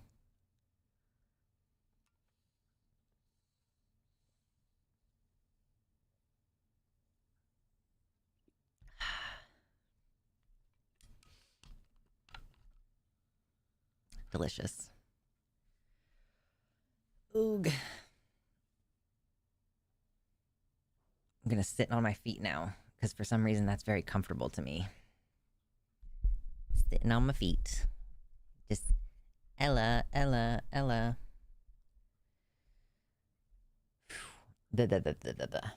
So I think I want to save time for Feed the Dragon at the end of the show. So we might do some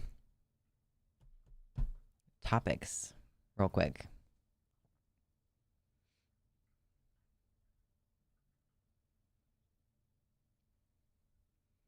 People in YouTube chat talking about how they found this channel.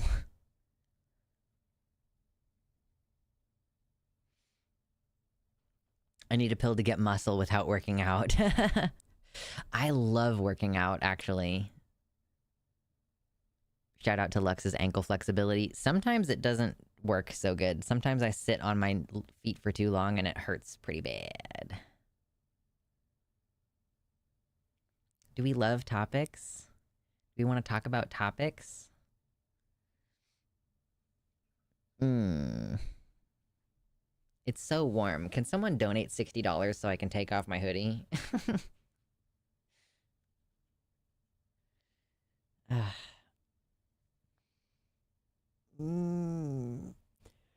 I wear the hoodie the whole show because if I accidentally, like if I do this, then you'll see me flex and you have to pay for it. It's not a pill, it's an injection and it's called steroids. True. The endorphins are pretty great from working out. Yeah, I enjoy working out. The thing that I don't enjoy is people just like coughing and sneezing and clearing their throat without covering their mouths. sometimes it's really difficult for me to not start conflict with people in the gym. Because you'll see some fucking dude in his 40s who's like, and like not covering his mouth. And you want to be like, hey, is this fucking kindergarten? Do you need to go back to kindergarten? Do I need to find your teacher? Do I need to have you escorted back to the fucking elementary school, sir? Cover your mouth. But I'm more focused on working out and not getting in trouble with people. But like, yeah, it's like, dude, where the fuck have you been for the last 5 years? Where the fuck have you been for the last 30, 40 years when they told you to cover your goddamn mouth? Jesus.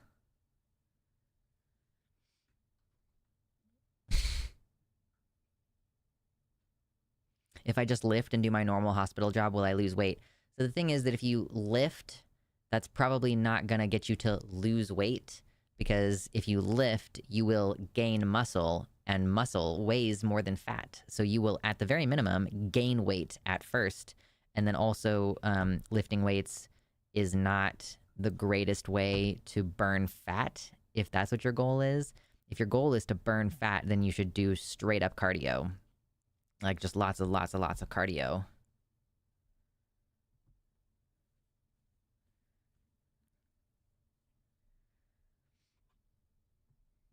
Do we need to have him cough on the bread and put it in a Ziploc? Seriously. Yeah, remember fucking 8th grade bio?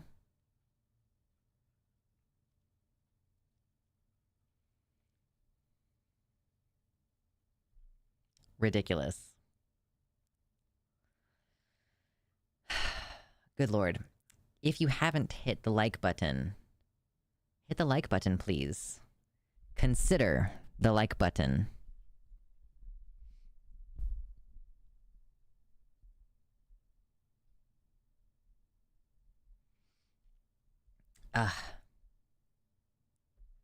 Tragic. For the neurodivergents out there, hiking will both tone your body and allow you to find trinkets in the wild like a goblin. Fen. Seriously, I was sick for a week and I was quite emotionally unstable because I was unable to lift. And also I knew performance would take a while to go back to how it was. Yeah. I think I'm gonna stop taking estrogen. I've been taking estrogen for the purposes of, birth control, but I think I might switch off of it and go back to just progestin because, God, I mean, really, I would like to not be on birth control anymore, but that would require much more intensive processes.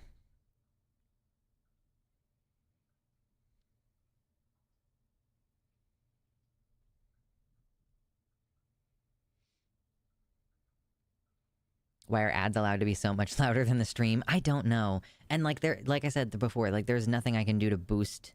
I don't think I can boost the audio. Like,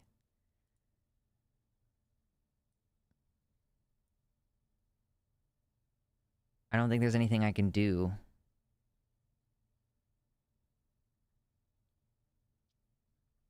It's as boosted as it can be.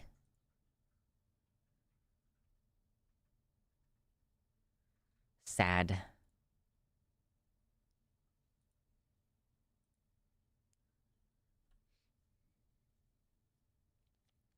Thoughts on DIY HRT? Y'all, so testosterone is very illegal to acquire. And estrogen is in a gray market. So, like, it's a crime for some people to do DIY HRT. I completely understand why people resort to that. And, like, I have recently had an experience where I was, basically, like, I have had to deal with this nurse person with regards to getting someone HRT.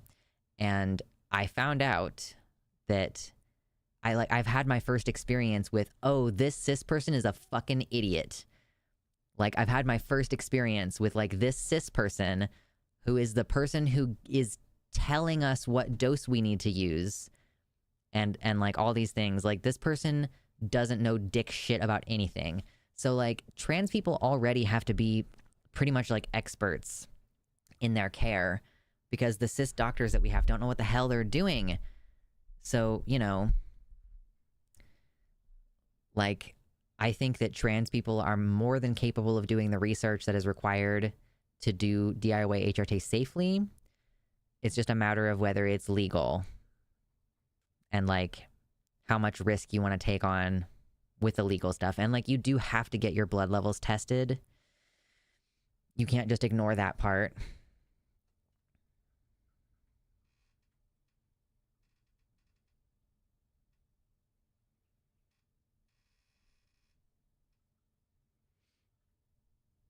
So that's my opinion about DIY HRT.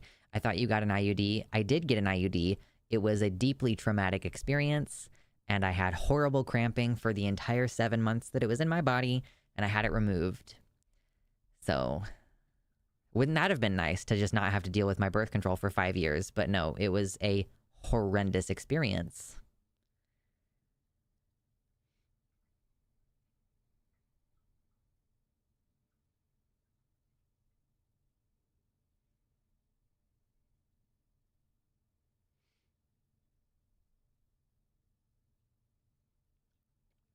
Okay, so we have the 2 stories tonight.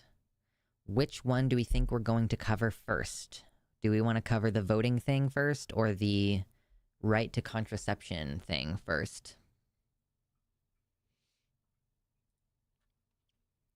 So we're going to do those 2 segments, and then we'll do Feed the Dragon, which, if you don't know what it is, Feed the Dragon, I'm the dragon, is when you all post in the Discord, and you can post either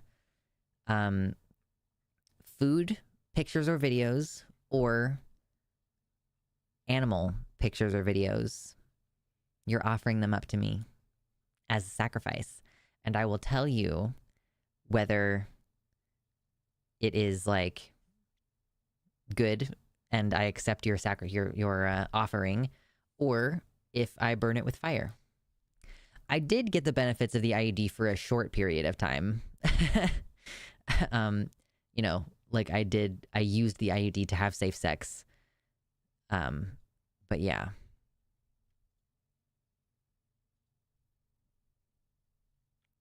It was horrible. I hated it. Like, I have, like, PTSD from it. And it fucking sucks. So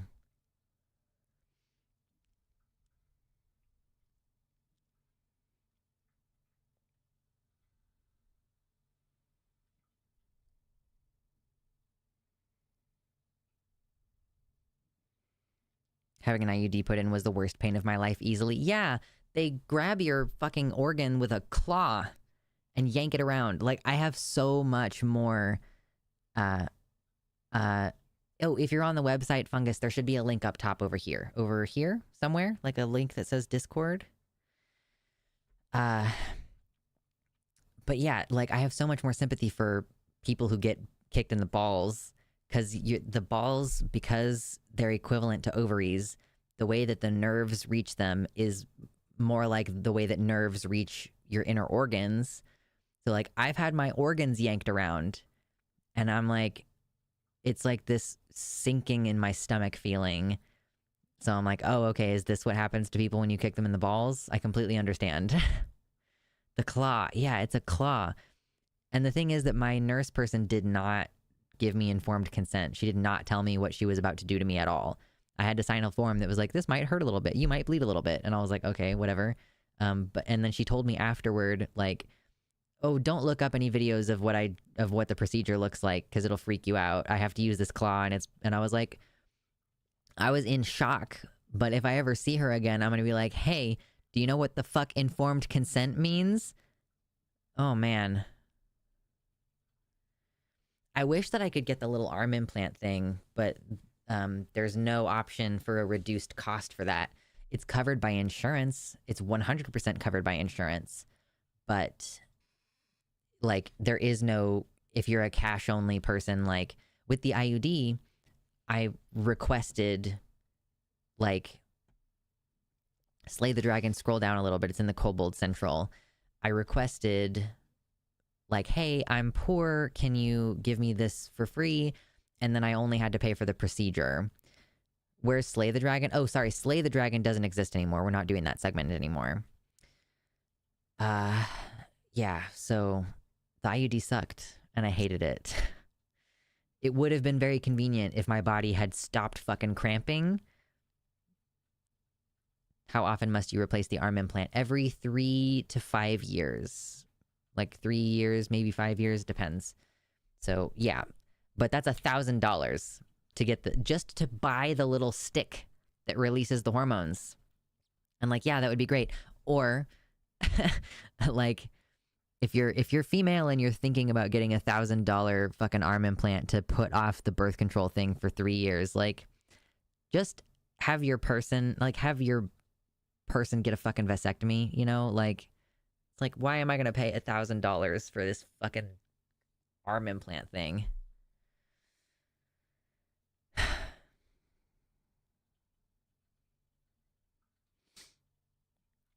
Yes, join the Discord. Do it. Do it. Yeah, I guess the contraception thing is kind of a segue.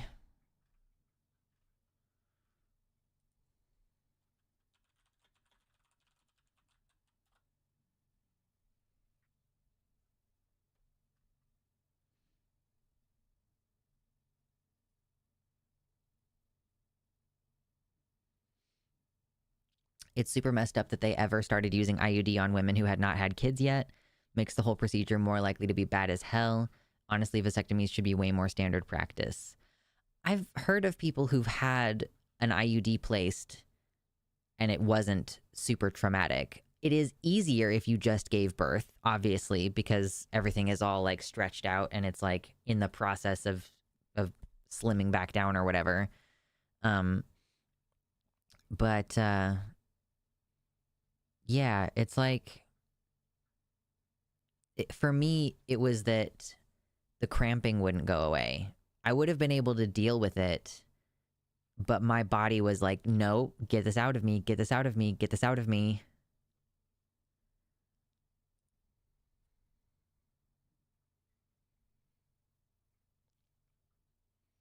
Every man should get 2 free vasectomies and 1 free reversal. The problem with that is that it's not guaranteed to work. If you get a vasectomy and you confirm, like, okay, everything is separated, the reversal procedure doesn't always work. So basically, if you're asking someone to get a vasectomy, you're asking them to more or less permanently impact their fertility. And yes, you can technically then go in and, like, if you had a vasectomy and you still want to have a kid, the doctor can go in and literally extract your sperm directly out of your balls. But that's pretty invasive. So it's like, yeah, I completely understand. And I think that more people should be aware of the fact that a vasectomy might not be easily reversible. And it's not like, oh, whatever, this is just a temporary thing, whatever, you know. And like the longer you go after getting the vasectomy, the less reversible it is. So if you get a vasectomy and then it's 10 years later and you want to have it reversed, it probably won't be able to be reversible. Like, it won't be able to be reversed. So you'll have to, like, if you want to have a kid, either save your goop or, you know, have the sperm extracted directly. And yeah, obviously that's, I don't actually know how exactly it works. I know exactly what goes into a vasectomy, but I don't know exactly what goes into the sperm extraction. But it's definitely going to be unpleasant. I'm going to just go out there and guess. IUDs can also permanently impact your fertility. I mean, yeah, I mean, it can like perforate your uterus and cause scarring and stuff. I'd do you one better and get an orchiectomy if I could afford it. If I could afford it.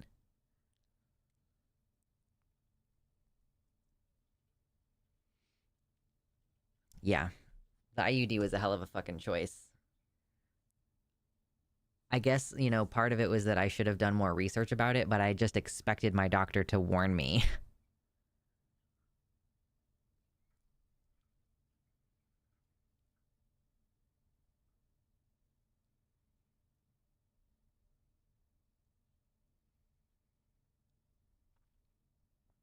Less than 1% risk of permanent infertility. Really? I mean, it doesn't make you, like, infertile. Like, it doesn't stop your ability to produce sperm. Even the safest form of birth control has more danger to women than a vasectomy does to a man. Sure. Like, yeah, that's the thing that does suck about the hormones is, like the hormonal birth control is, like, it's my entire body. Like, my entire body is involved. You know, my ability to make muscle, my ability to lose fat, my mood, you know? Like, those things is, like, my entire body is implicated in this. And, like, that was the great thing about the IUD was that it was going to be just local to the area and it wasn't going to affect my entire body. My friend lost her fertility over an IUD. Oh, that sucks. She has 2 kids but wanted one more. Did she have, like, some kind of physical trauma?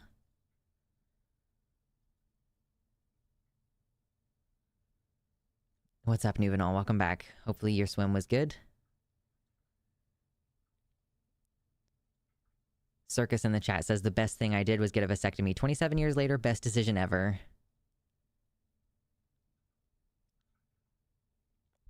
Yes, testosterone makes your voice deeper. My voice is actually very deep, but I carry it like in a way in my mouth that makes my voice sound the way that it does. But if you do a little bit of voice training and you open it up in the back, then you can have a much more male passing voice. If I spent more time working on male passing voice stuff, then yeah, I would be able to just have a more normatively male sounding resonance, but I just choose not to do all of that. So that's why my voice sounds the way that it does. It's very deep, like, but I squeeze it in my mouth a little bit and it comes out of my nose. Ooh, when they were removing it, it hooked her uterine lining. Oh my god. Finally getting to swim again as a transgender feels pretty good. Amazing. Yeah. Remember that tweeter thread that went around a while ago that was, it was like, if there were no cis people, like, let's say that all of the cis people go somewhere and they're totally safe for, you know, one day. The cis people all disappear, but they're totally safe. What would you do? And the overwhelming answer was go swimming. And I just think that that's so fucking sad.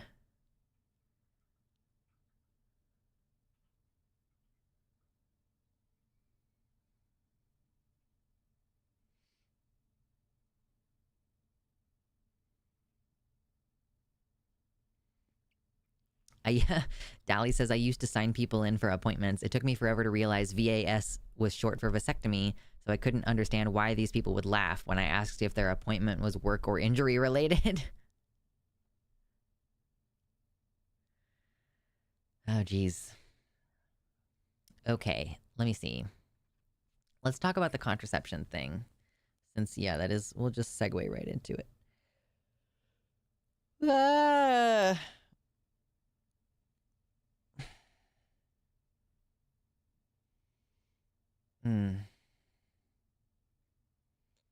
Yeah, you can always look into vocal training. It's not going to change your fundamental resonant quality, but we have a couple beaches here in the PDX area that luckily trans people feel really comfortable going to. I can't wait. What is PDX? PDX, I can't remember what that stands for. Is that Seattle? Or is that like Portland? PDX?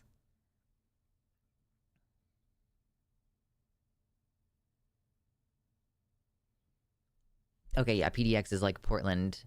Yeah. Man, it's crazy how at this time next year I'm gonna be in the Pacific Northwest. That's wild. It's cray-cray.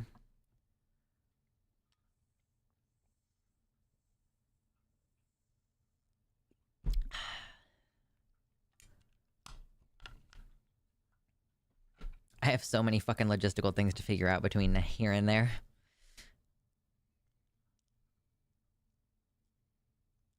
The airport is PDX. Okay. So do people just use PDX as a general term to mean like in Portland area, the Portland area?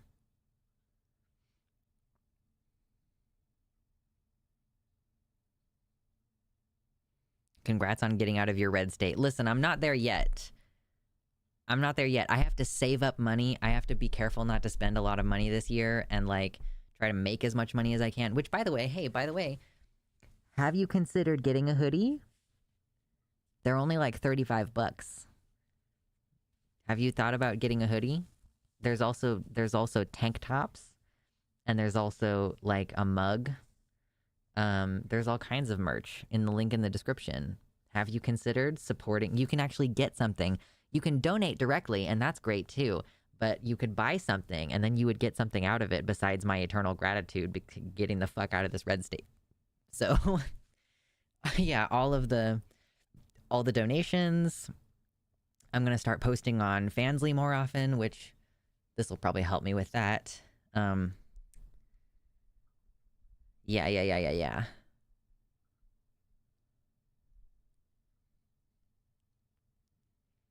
Listen, if you're on disability, you don't necessarily need to worry about me, okay? Do you have bumper stickers? I don't think I have bumper stickers. I have, magnets. I think there's magnets.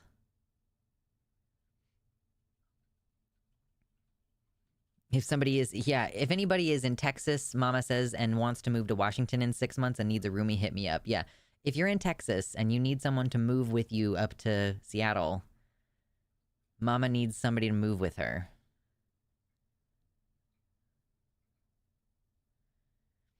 Yeah, grab a hoodie and tank later in the year.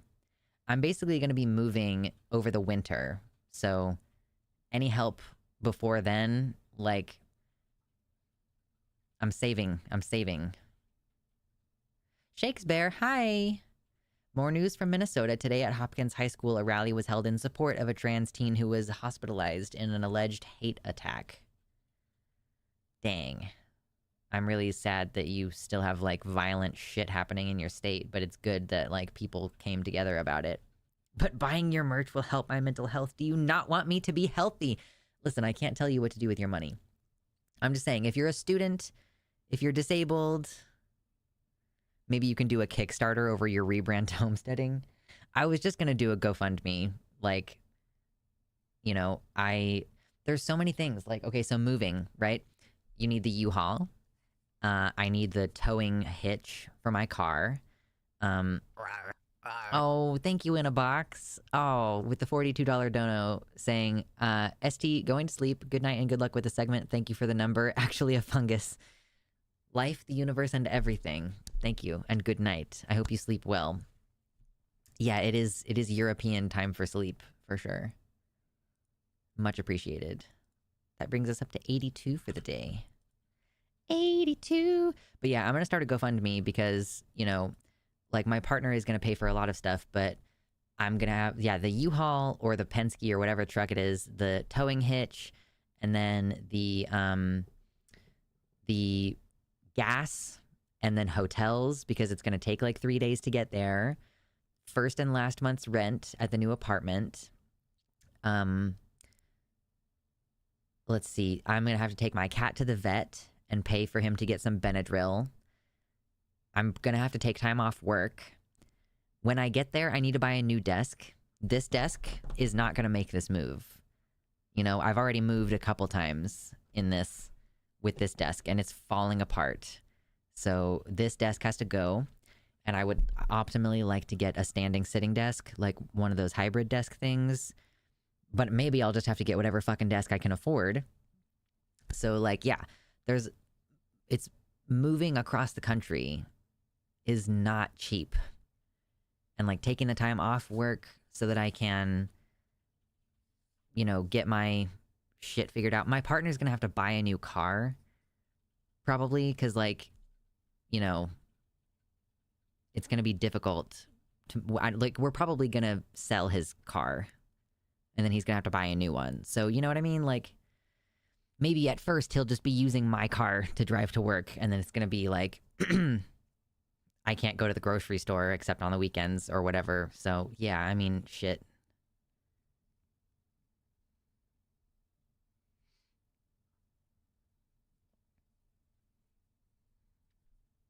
Yeah, moving is not fun. I moved 3 times in 2 years recently. Like, like I moved once, and then I moved like 10 months later, and then I moved like 9 months later. This last couple years has been crazy. Estate sales are the best for getting cheap furniture of a decent enough quality. Yeah, for sure.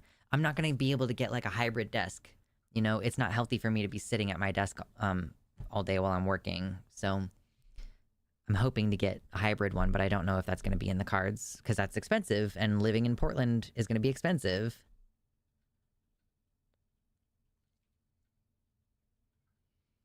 Moving across the country is expensive and hard. My wife and I did it last year. Moved the fuck out of Texas. Yeah.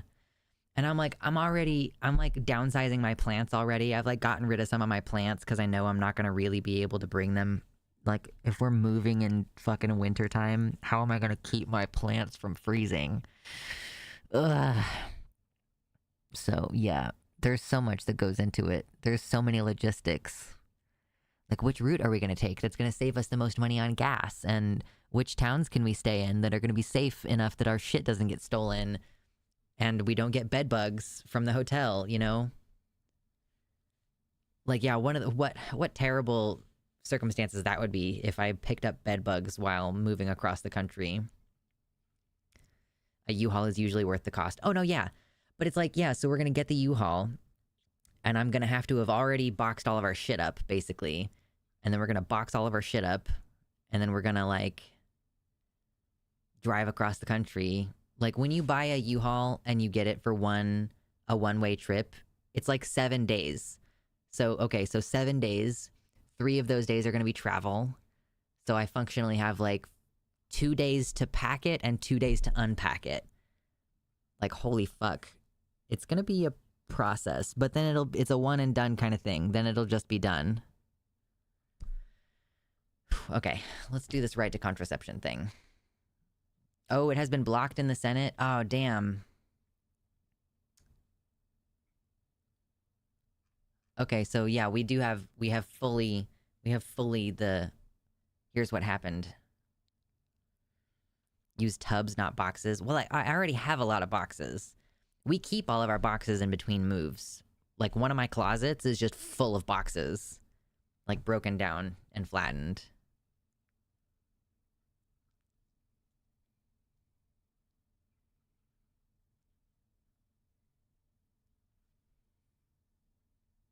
Yeah, 2,000 miles. It's gonna be a 2,000-mile trip. I've never driven that far before. Oh, man.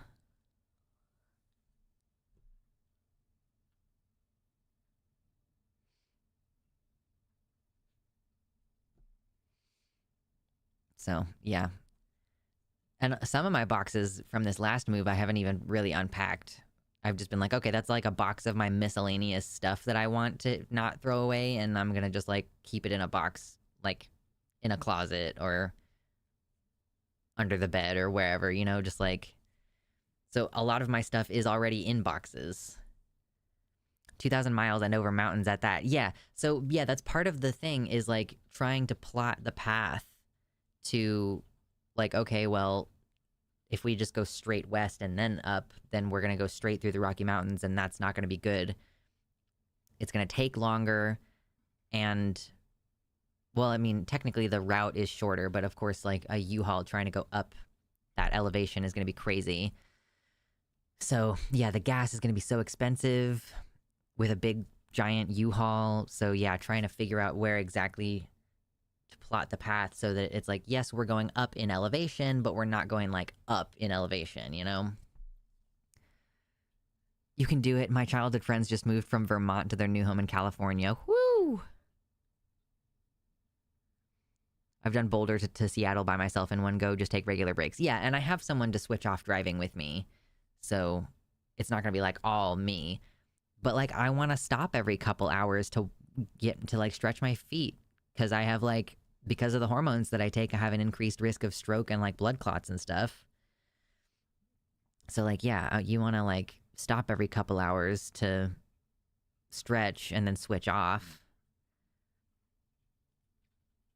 And then you need to have enough energy when you get there to unload your bed and stuff as soon as you get there. And like, I don't know anybody who lives up there, so I don't have anyone to pick up the keys for me. So we're gonna have to schedule, okay, we're gonna get there on like during business hours so that we can get the keys to the new place, you know.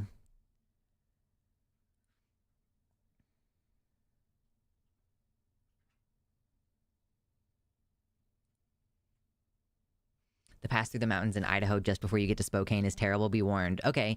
Yeah, Kitty Tick was saying not to go up through Spokane. She was saying, like, yeah, you can go up through Montana, but then swing south again or something like that.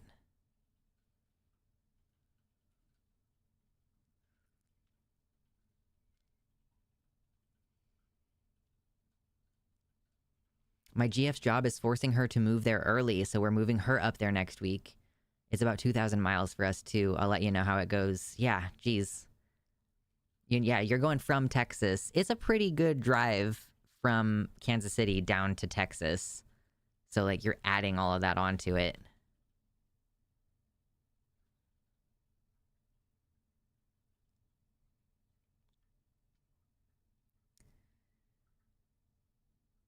I was driving my friend from Wisconsin to Oregon, and then I immediately turned around the day after we got there to take them to Arizona because their dad was dying suddenly. Something like 3,400 miles total in 6 days. Holy shit.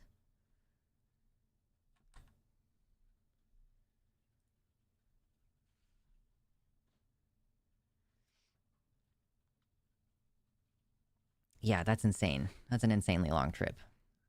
Okay.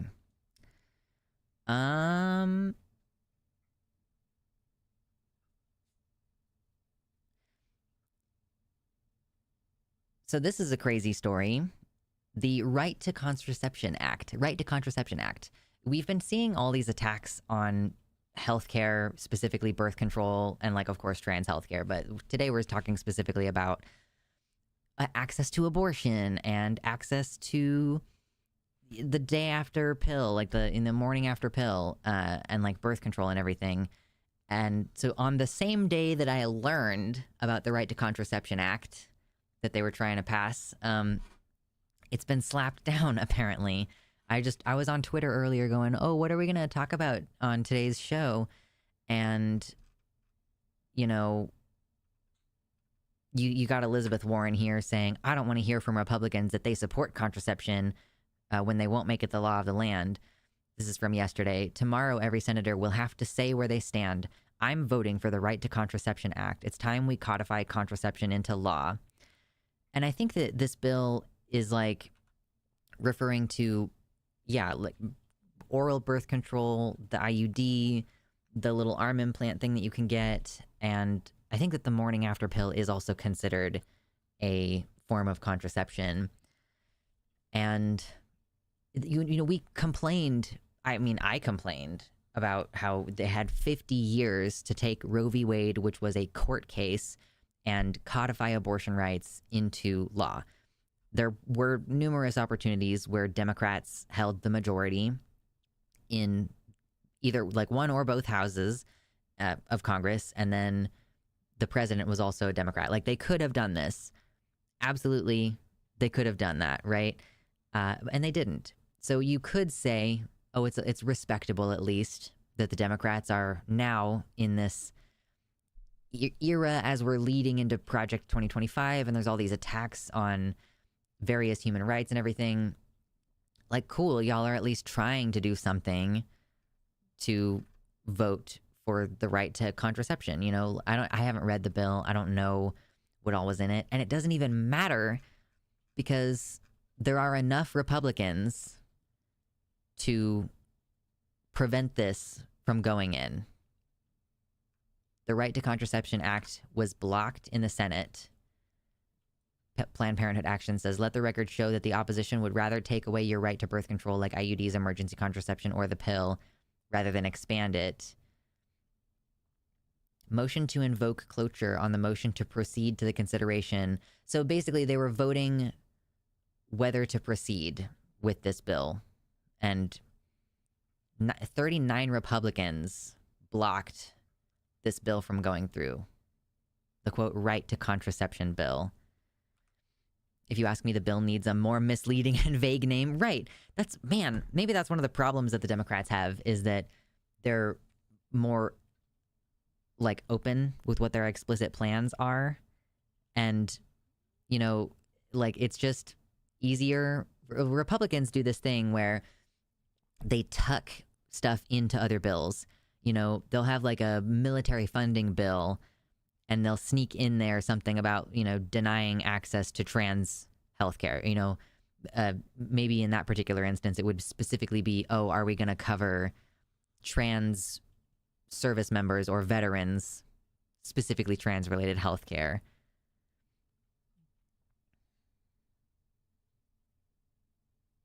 Yeah, I know. Trying to shame Republicans this way is a very Elizabeth Warren thing to do. I'm not saying I respect her. Honestly, I truly believe that her refusal to back out of the presidential situation is why we didn't have an opportunity for a Bernie Sanders candidacy. Like, I was among the people calling her a snake. I think she's a snake. I think she's terrible. I think most Democrats are terrible, to be completely honest. But if they had passed this, then it would have been, at least they're doing something. You know, at least then someone could make the argument that voting for them is doing something. But if I'm being completely honest, I think that they knew that this wasn't going to pass. They did this for the performative aspect of it. They were like, oh, we're going to make ourselves look good. We're going to make the Democratic Party look good. And we're going to make the Republicans look bad. You know, like, did they think that there was any chance that this was going to pass? Or is it more so that they can start attacking those 38, 39 Senate Republicans?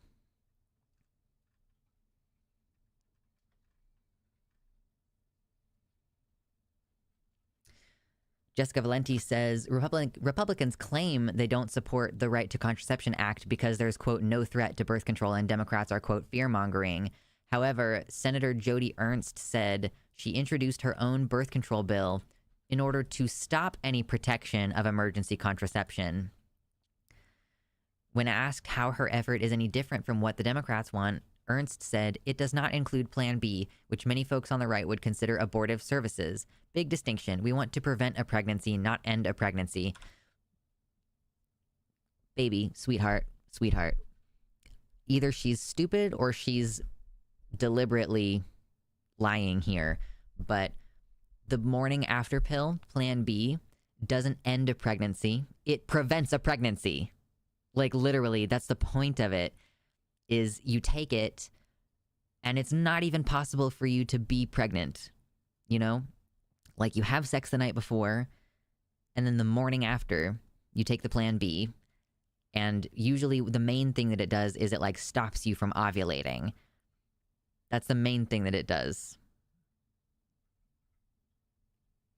Intended to prevent pregnancy. Yeah, Sam in the chat points out, beware if you're taking the morning after pill, if you weigh over 180 pounds, it is less effective. There are certain pills that are like a slightly higher dose, or maybe you could take a double dose. Talk to your doctor about it, though. You can't necessarily, if you weigh more than 180 pounds, you can't necessarily just go get it over the counter and assume that that's going to be fine. You know, you want to talk to it. You know, you like talk to somebody about it. Yeah, it's an election show. That's my humble opinion, is that this is an election show. They're like, there was no chance that this was going to pass in the first place.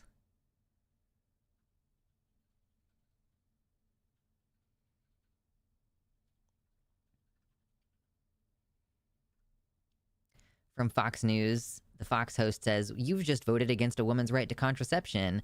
Trump VP contender Tim Scott says, yes, I did. I hate this guy's face. Fox host asks why, and Scott says, oh, well, it's a shame that the Democrats are trying to politicize this issue. I'm sorry, but like literally everything is political, and especially like women's rights or female rights, like whatever, however you want to phrase it. Like obviously trans men, like I don't want to leave trans men out of the conversation. I'm non-binary. I consider myself broadly to be transmasculine because of the direction that my transition has taken. I still need birth control. At this time, I'm not willing to have my organs permanently removed. You know, Like I'm able to get pregnant and I need access to these things. So if I ever say for shorthand like women's rights, understand that I am not doing that in order to box out trans men from the conversation. It's like politically, like I don't identify as a woman for my gender, right? But politically, I am politicized as a woman. My body is politicized like a woman's body is. So that's all I mean to convey if I'm talking about like women's access. Like denying people the ability to control their fertility, if you are making vasectomies illegal, or if you're making abortion illegal, or if you're blocking research into male birth control, or if you're trying to prevent access to contraception, including Plan B, you know, that's like, it is a political issue. Y'all have been politicizing this for years. Republicans and Democrats have been using this whole women's rights thing as a thing to campaign on. Or I mean, for the Republicans, it's not so much like this women's rights thing. It's more like the rights of the fetus or whatever. Like, they're murdering babies, you know, like just like invoking your emotional, like showing you a picture of a baby and then saying, don't I have the right to, what about my choice? Like, whatever. So, yeah. And for the fact that the Republicans keep campaigning on this, like, it's a question that gets asked at the Republican Democratic Convention, or sorry, the Republican National Convention, and the Democratic National Convention, every time there's one of these debates. It's part of the party platform. And you're accusing Democrats of trying to politicize this issue? It's both of you. It's both of you. You're both using this as a way to make money and consolidate power.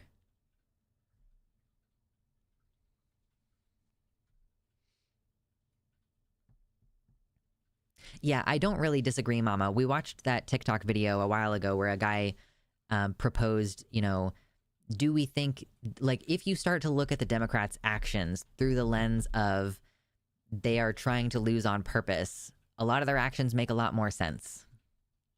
It truly does. It makes way more sense.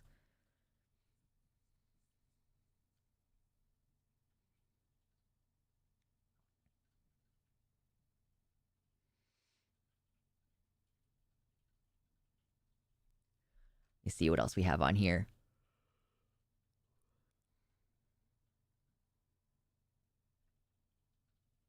See, this is what I mean when I say this is a campaign thing. Hillary Clinton says, Republicans say that they're not coming after contraception rights. Their actions say the opposite. Today, nearly every Senate Republican got on the record in a vote on the Right to Contraception Act. They won't protect reproductive freedom. Democrats will. This is an advertisement. This is an advertisement for the Democratic Party. They knew that this was not going to pass. This is just an advertisement.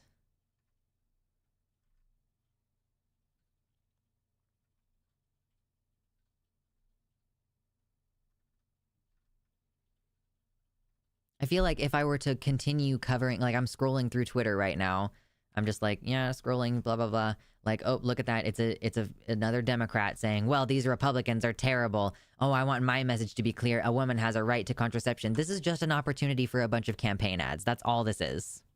It's a bunch of campaign ads.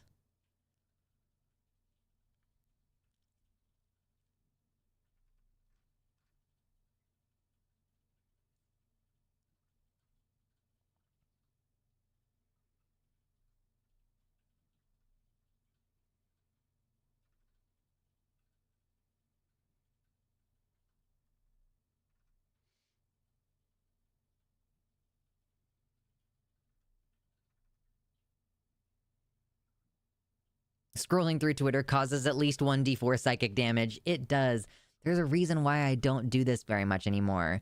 You know, like, I know if you're seeing this in the future, this is a recorded segment, but here on the live show in the present, or the past, as it were, you know, on my show, we spend like a solid 2 hours of the 4-hour show just talking about nonsense and letting the topics flow and doing whatever, because it's so draining in this situation. Like, I don't know if it's right or wrong for me to have done this, but I have like mentally checked out in a lot of ways where I'm like, I'll keep talking about it. I'll keep covering the topics. You know, that's what my channel is built on, is diving into the trans issues. You know, honestly, the videos like this one where I talk about abortion or contraception, like this video is going to do crap compared to my other videos. And that's really unfortunate because I'm trying to talk about issues that matter through the election. But like, I'm mentally checked out in a lot of ways. You know, I'm going to vote, and I think that you should vote. I am not going to vote for Biden because I live in Kansas and my vote does not matter when it comes to the president. I'm going to vote for a Democrat across the entire rest of the ballot, but I'm not going to vote for Biden because I'm disgusted by the fact that he keeps sending Israel money, and I have seen so many dead children over the course of the last 9 months, however long it's been since October. Like, way, way, way, way, way too many cursed images that I cannot get out of my head. So I'm not going to say, like, if you can't bring yourself to vote for Biden, I understand. I would say if you live in a swing state or if you live in a Democratic state that you think is going to be safe, you should vote for Biden. I live in Kansas and we are increasingly fascist here, and it does not matter for me. So, but like this kind of stuff, I guess it, like, you know, I just don't want the conversation to end there. I don't want the conversation about this to end at voting. You should also be doing things like considering running for office yourself, or volunteering for a campaign, or, you know, donating to a campaign. You can volunteer to phone bank. You can volunteer to be one of their little text people who sends out a text to a bunch of folks. But like, yeah, if you live in a purple state, if you live in a state that ever has gone blue, like, I think that you should vote blue. I live in Kansas. It has never gone blue. There is never a chance that this state, it's so heavily gerrymandered. So like, whatever. But like, yeah, I don't want the conversation to end there. I think that you need to think further ahead than just voting in this election. You know, what are you going to do to help make sure that people get access to this? If you live in a state where these medications are legal, maybe it is your ethical duty to make sure that people who are in states who cannot get this medication, like if you cannot get Plan B in like Tennessee or something, I don't know what the actual laws are. If you live in like Illinois, where you can get a hold of Plan B over the counter, maybe making it available to people who live in states where they cannot get a hold of it, like maybe that's something that you should consider doing. Or providing a place for a person to go if they need to get an abortion, if they need to cross state lines, you know, like we need to think beyond just the vote, because that's what this is. This Right to Contraception Act, this bill, the intention of it was for this to be a campaign advertisement. It's another thing for them to fundraise on, you know? And like, I think if you're gonna support candidates, you should support candidates at the local level. Because that's one thing, you know, I live in Kansas and it sucks balls, but I can vote locally and get more Democrats in my local area, potentially. It's like the smaller the area is, the harder it is to gerrymander, and tons of people are going and signing up to run for office. Like a huge number of Democratic candidates are pitching in for this exact reason, because we need more Democrats. We need more leftists, really. Like, Democrats are like functionally centrist, but we need more people left-leaning running as Democrats in order to pull the party back left. And we still need to be thinking beyond that framework. Because what are you going to do if you find yourself pregnant, or your partner is pregnant and you can't access, or, you know, whatever, you have an accident and you can't access Plan B, or if your partner is pregnant or you're pregnant and you can't access abortion, you know, like, what realistically are you going to do? And what are you going to do to prevent that from happening?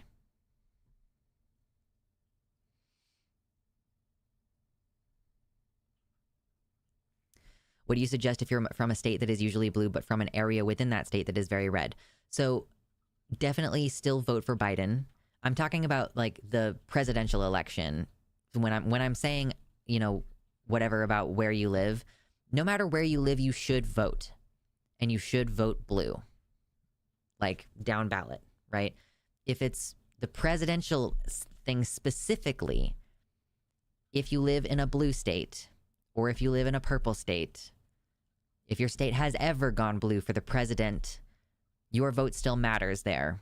Because when we're talking about, you know, the presidential vote per each state, they take all those votes together and then they decide population-wise to send the electoral representatives, right? So yeah, if you live in a red area within a blue state, first of all, you might try to endorse candidates and volunteer for candidates in your local area to try to turn that area more blue.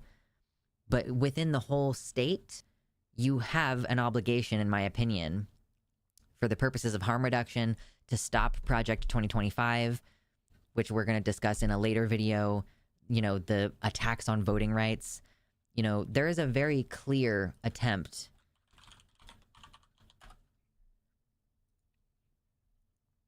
There's a very clear attempt, and they've outlined it very clearly, project2025.org, Presidential Transition Project. You can go in there and see all of the things that they have planned.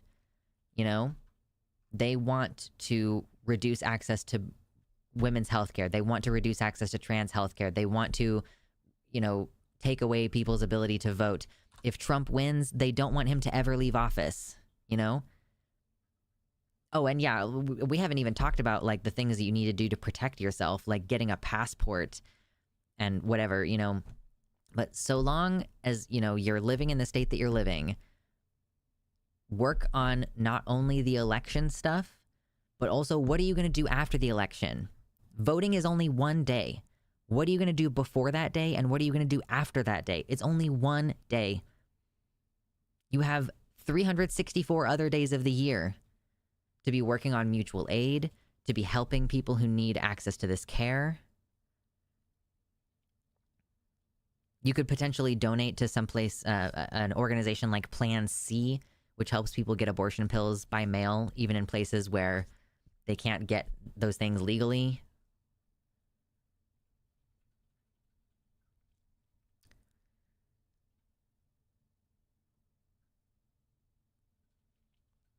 Like, I can't wholeheartedly endorse Biden.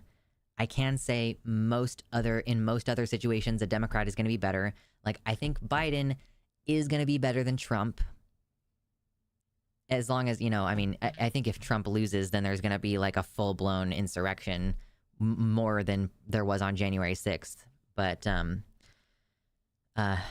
if we assume that there's a peaceful...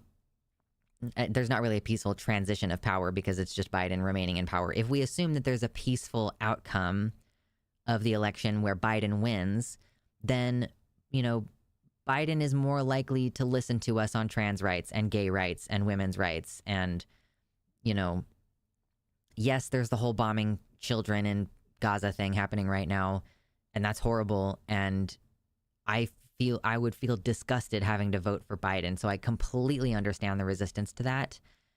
And at the same time, if we don't want V for Vendetta style gay people getting dragged out of their homes and imprisoned, you know, we still need to work on at least making sure that things do not get dramatically worse in our own country. We cannot make things better in Gaza if things get dramatically worse in our country.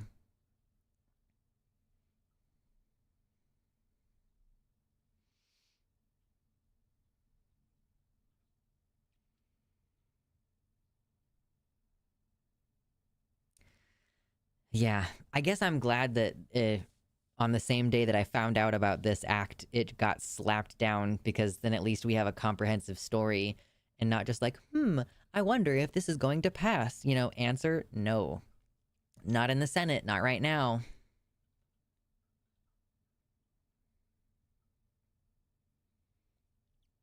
Yeah, of course. Important to note that Trump would have stopped supporting Ukraine and would have just funded Israel more. yeah, we'll buy ourselves some time voting for Biden. It might not be that much.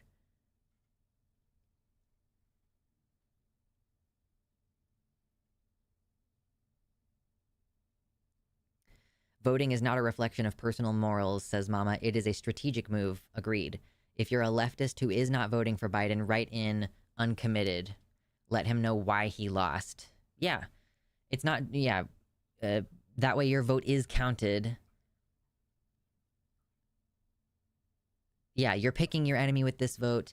If you're going to take a bus and one bus lands you 10 miles away from your destination and the other bus lands you 5 miles away from your destination, and there is no closer bus, then you would rather walk 5 miles than only 10, or than 10, right? Like, as long as we get slightly closer to the destination, we're going to be moderately better off, right? As a trans person, as a person who needs birth control, like, it's not, like, it is a matter of life or death here in this country now, the outcome of this election. So I think I'll wrap it there because I'm done hammering on about, oh, you need to vote. Like, yeah, obviously you need to vote. And what are you going to do with the other 364 days of the year? Hopefully something good. Okay, I'm going to stop bitching about that now. Oh, I got to put this in my notes. The right to contraception in my notes. What is today? 6/5? I assume. Yes, 6/5. Right to Contraception Act. Lamau JK. That's how that's going in my notes. Lamau JK. Other 365 days of the year. It's a leap year. True. It is true.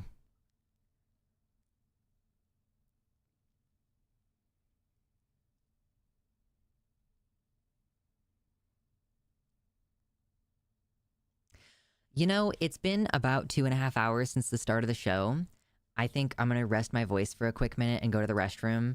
And then when I get back, we will talk about the fact that the Supreme Court in Kansas has decided that we don't actually have a right to vote. So we'll get into that in a moment. But I'm going to rest my voice for a second, go to the bathroom.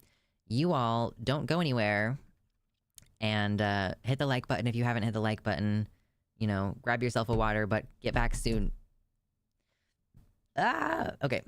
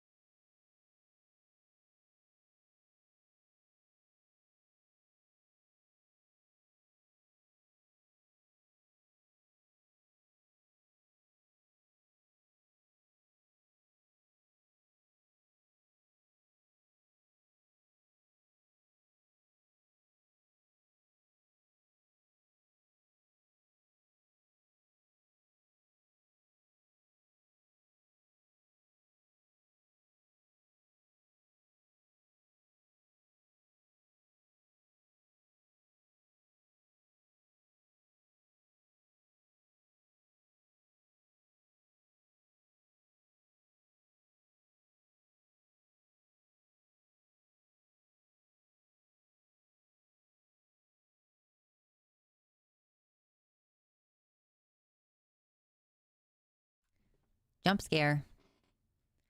Hi. Yeah, sorry if the isopods weren't showing up. They the plants are growing and growing and growing. Like that clover is really covering everything at this point. And like the camera is not the best camera for it. Like I guess I technically could get a moisture resistant camera to put in there. But like that's money I'm not trying to spend right now. I think you forgot to put music on. I never put music on when I'm leaving to go to the bathroom.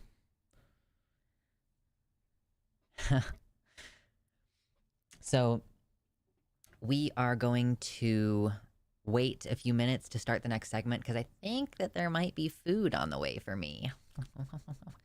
So probably when we when the food comes, we will probably just put on an old video of mine to watch together. If you're subscribed to the channel, you probably have seen I post community posts sometimes. Oh man, apparently Abigail got buff because of House of the Dragon. Hold on. I'm in House of the Dragon! Surprise! The new season drops on Max in 2 weeks' time, and I play Sharako Lohar. If you're already a Game of Thrones fan, you'll know that she is one of the most badass cutthroats of all time. The reason I got so buff last year is because I have an ass-kicking action role in the biggest show in the world! That's fucking cool. Everything about this job was so much fun. The rehearsals, the shooting, even the auditions were fun. The producers and heads of department worked with me to build out the role. The costume is amazing, the fight choreographers and stunt team are amazing, and I cannot wait for you to meet my character. I love her. She is so chaotic. You better choose your side in this dance of dragons and hope that I'm on yours. Because when Sharako slays, she really slays. I'm in I love her so House much. of the Dragon. Okay, I'm so excited. I'm so excited. I didn't realize. Yeah, she got so buff because of that role. God, that's so cool. Oh man. Bless.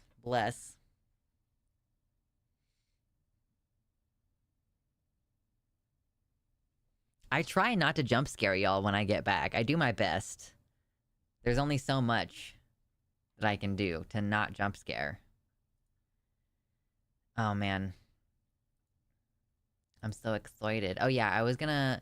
So, I posted on my, You know, it's interesting. I've started trying to do this thing where I highlight other creators.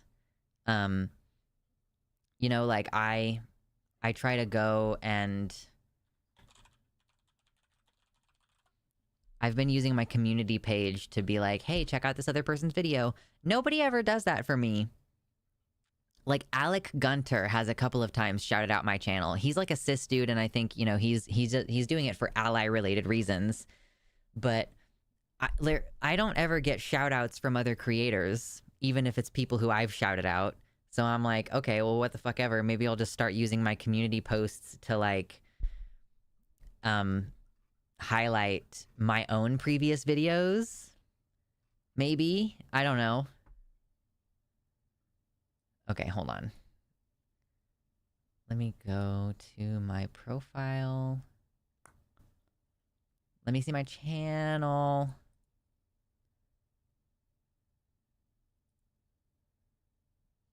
Community posts. Listen, Gunter is cool. Alec Gunter is cool shit. So yeah, anyway,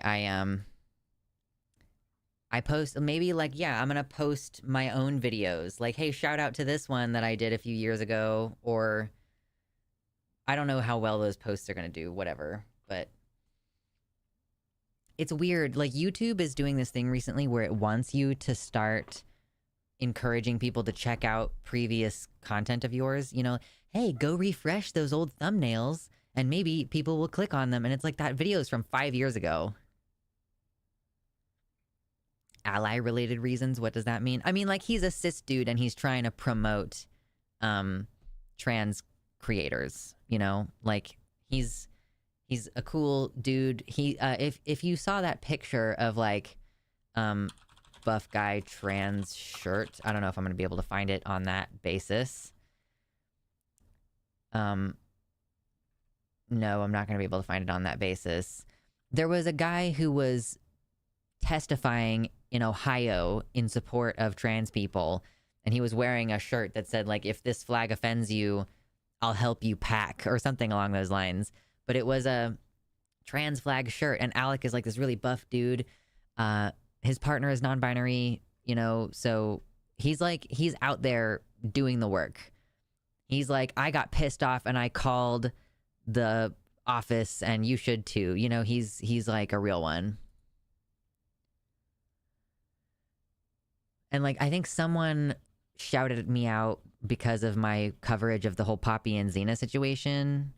But like, yeah, I don't know.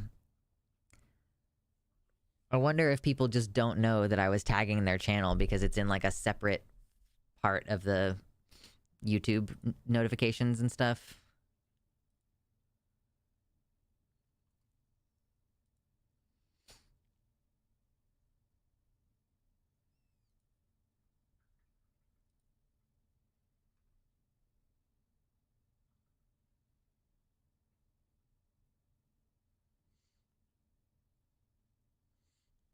What's wrong with me that I'm just insanely envious? Like, why do some trans women get to be world famous and I'm struggling to keep a roof over my head? Listen, I have problems with envy as well. I'm not going to say that I'm like great about this, Like, it does bother me that trans women seem to do better on this platform. Like, and I'm just talking about other people at my same level. Like, there are not very many assigned female trans folks who are like, I have 300 viewers, or like, I'm getting tons of donations. Like, I get the same kind of envy, but on a smaller scale. I understand as a trans woman, you're comparing yourself to other trans women and going like, here's my relative success compared to them. I mean, like, part of it is that, like, Abigail grew up in a country where she got a free education, that she was able to get a philosophy degree. And the reason why she started making Philosophy Tube in the first place was because they increased the price, or they started charging or something. Like, they increased the price, but she was able to go to college for basically free. And, like, she was getting all of her non-trans related healthcare for free for years. And then she was able to support herself going to actor school. And then she has a good agent, and she could afford to get facial feminization surgery. So she's even more successful than she would be if she hadn't done that. There are a lot of things that she had a lot of benefits about. And like, fucking me too. Like, listen, I graduated high school and I went immediately into the workforce. My parents did not equip me with any skills. When my dad would work on cars with me, he did not teach me anything about it. When my dad would do his like upgrade his computer, he did not teach me anything about it. Like, my mom had me doing extracurriculars, but like, I stopped living with her because she was literally physically abusive, so, and like, what were those extracurriculars? Like, was volleyball gonna help me in my future careers? Was choir gonna help me in my future careers? It was good that I was in extracurriculars, but it wasn't like stuff that translates into a successful life. So I'm from this like generational poverty situation where you have like multiple generations of parents not teaching their kids any skills beyond like what you absolutely need in order to enter the workforce. My mom would have insisted that I went to college, but again, the physical abuse, I couldn't really get around that. My dad didn't insist that I needed to be on a trajectory to go to college. And even then, if I had gone to college, I probably would have just been in a shit ton of debt and then still not known what exactly to do with my life, because by the time I was 18, like, I had a bunch of trauma and I didn't know what to do with myself. Like, I had been physically abused by one of my parents and neglected by the other parent. Like, I did not have the skills I needed. So now, I worked at a fucking gas station for 4 years. And then I worked for the post office. and I like suddenly realized that I was disabled. And I kept trying to work through that and do a bunch of things that I'm not physically capable of doing. And then I got more trauma, and then I went back to the whole gas station life, and then I tried to be an electrician. And like, honestly, I do kind of miss solar panel installation. And there's a possibility that I might try to get back into that at some point. You know, like I mean, I guess it like basically the life trajectory that I'm on right now is I'm about to try acquiring a lot of different skills for the purposes of survival because I want to be able to produce my own food. And then I'm probably like, maybe I'll be one of those people who has a stand at the farmer's market and like sells products online that I make on my homestead, and like sells eggs to my neighbors and shit like that.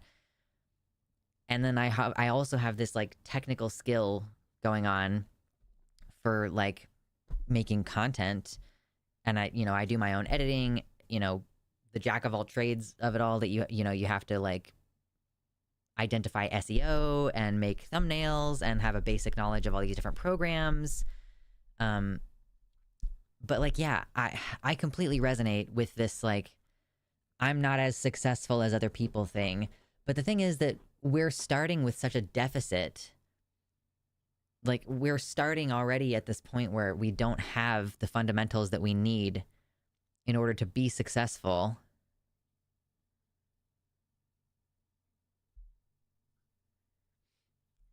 I'm in a shit ton of debt and a dropout because I was not ready for college. Don't do it unless you have a definite plan. Yeah, I would have just gone to college and had a lot of debt and still not been equipped to go into the workforce.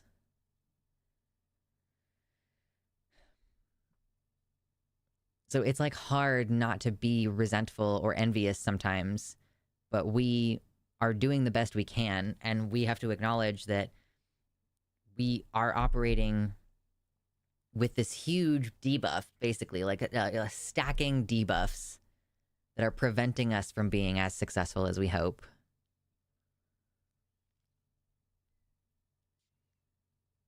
And I don't want to discredit like the fact that Abigail has also worked really hard.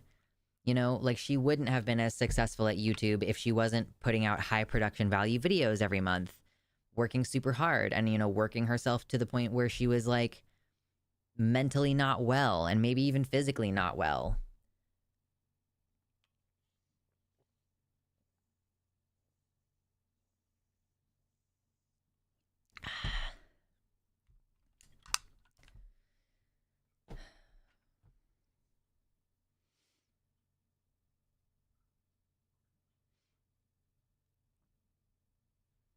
And yeah, in America especially, it sucks because everything costs money.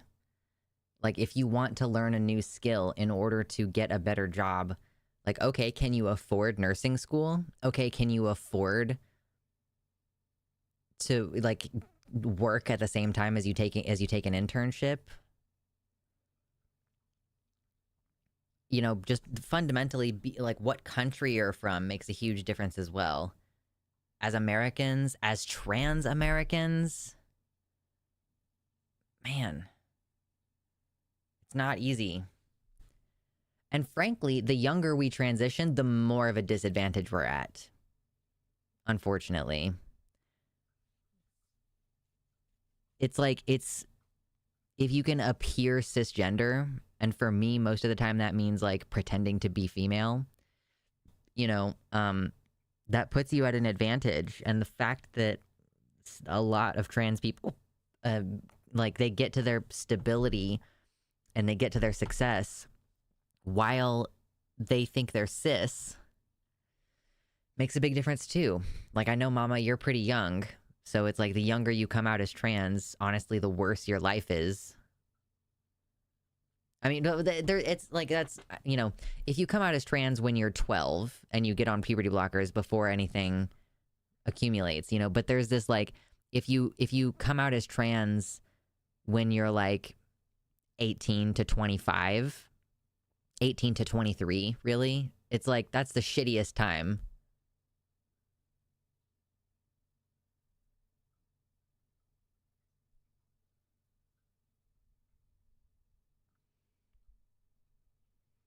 Three years younger than me. Okay. And yeah, when did you come out and start transitioning? It's only been like 2 years for you?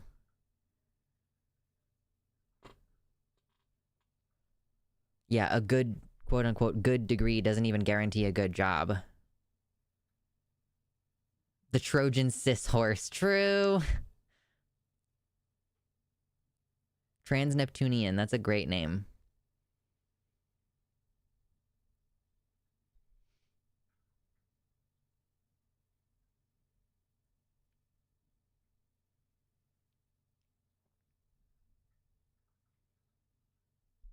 Sam says, my research program gave me free housing, and without it, I would have had to drop out of college. I had to be in the top 10% in my state to even apply for that program. The bar is unreasonably high. True.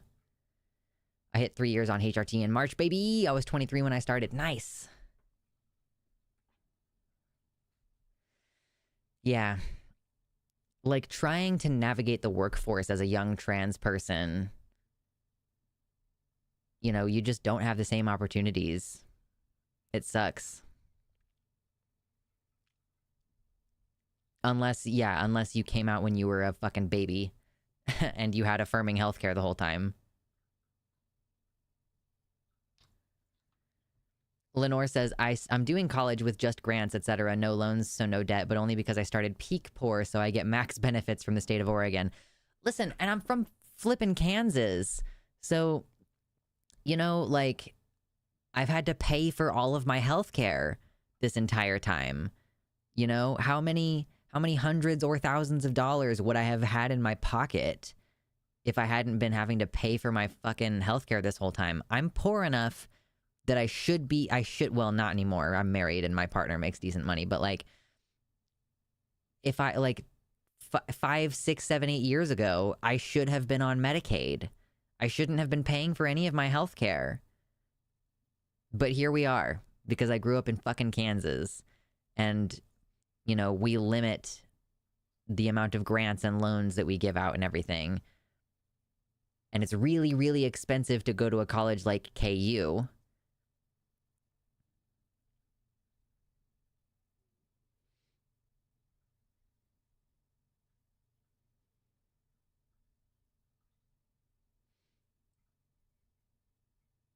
My sister's 15 and just came out as trans. I hope her age makes things easier. If she has access to healthcare, then yeah. If she doesn't have access to blockers and cross-sex hormones, then she's going to become 18 and maybe she's going to go to college or she's going to enter the workforce. But like, if you look trans and if you're out as trans, you will not be as successful on average. Like, typically speaking. Okay. I don't know if my person is... I was gonna be brought food, but it might be that that's not gonna happen until after the show. So maybe we should kick it over and start to do this whole Kansas thing. Kansas don't have the right to vote.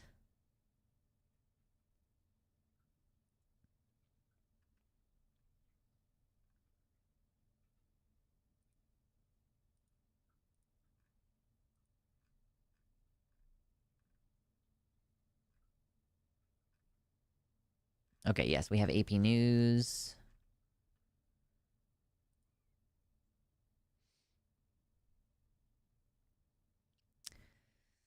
Ugh.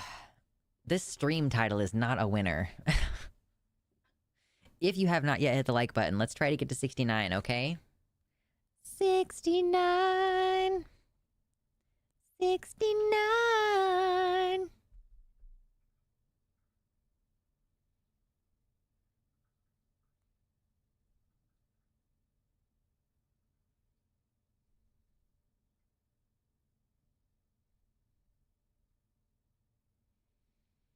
In New York, the Excelsior Act lets you go to any state or city school tuition free if your household income is below $100,000 and you take at least 15 credits a semester. This is what I mean. Like, below $100,000? I mean, like, yeah, the economy is different in New York, so maybe the low average income is different there because housing is already so expensive.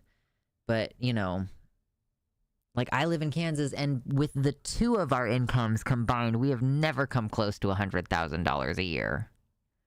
Wouldn't it be great to be able to fucking afford to go to college? Like, yeah, of course, you have to pay for your housing and your books and your travel expenses, but like graduating debt-free is such a big deal. So many people won't even attempt to go to college because of the possibility of them incurring a shit ton of debt.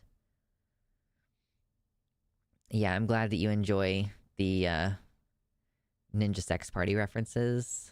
I saw them in concert once. It was a good show. 69. My voice is too tired to be singing like that. I hit 4 years HRT this June. Started at 30. High five. Good going.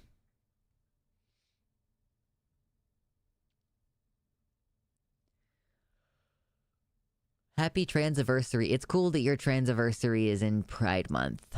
That's cool. I forget I have a Starbomb hat and should probably listen to their music more. Starbomb is pretty good. Biggest leg up in my life was getting my BS debt-free. Truly. Yeah. Sadly, I was too old to benefit from the Excelsior Act, but all my siblings can, and that's so awesome. Yeah. Was it like it's only 4 people born after a certain year or something like that? Strange.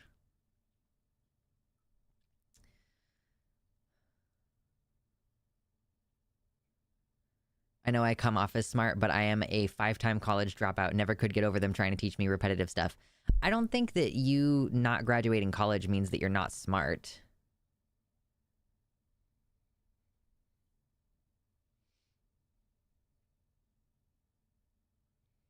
Did you see that Aaron and Dan have a drag episode on the Grumps channel? I did not see that. Was it 10-Minute Power Hour? Because I don't like that show very much. I feel like they're not going to take it seriously enough for me. Oh my god, I'm so thirsty.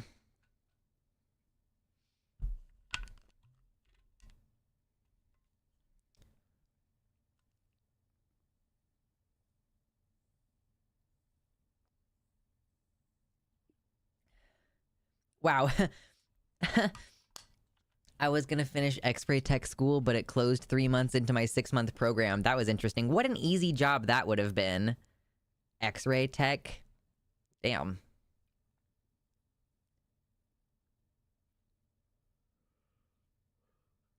Oh, it was passed in, you were already in school, in college. Okay, that makes sense. Gotcha. So we've been talking about voting a lot on account of it being an election year. And, you know, who should you vote for? You know, oh, I don't want to vote for Biden, you know, blah, blah, blah, all this stuff. Voting is not the only thing you should be doing, etc. And so we have some voting news. Hi, I'm from Kansas. I'm going to move out of this hell state. Please consider dropping some donations in the links in the description because I'm trying to move to a progressive state where I have the right to vote. Did you know that Kansas Supreme Court just declared that we do not have a fundamental right to vote according to our state constitution? It's so weird. So they did determine that we have a state constitutional right to an abortion, and then the conservatives tried to pass a constitutional amendment to say you don't have the right to an abortion, and the voters slapped that down. Absolutely slapped it down. But the same Supreme Court, I don't think that any of the justices have changed. They've said that, yeah, voting is not a fundamental right. It was a split ruling. Here's AP. Kansas Supreme Court ruled last week in a lawsuit over a 2021 election law, and they found that voting is not a fundamental right listed in the state constitution's Bill of Rights.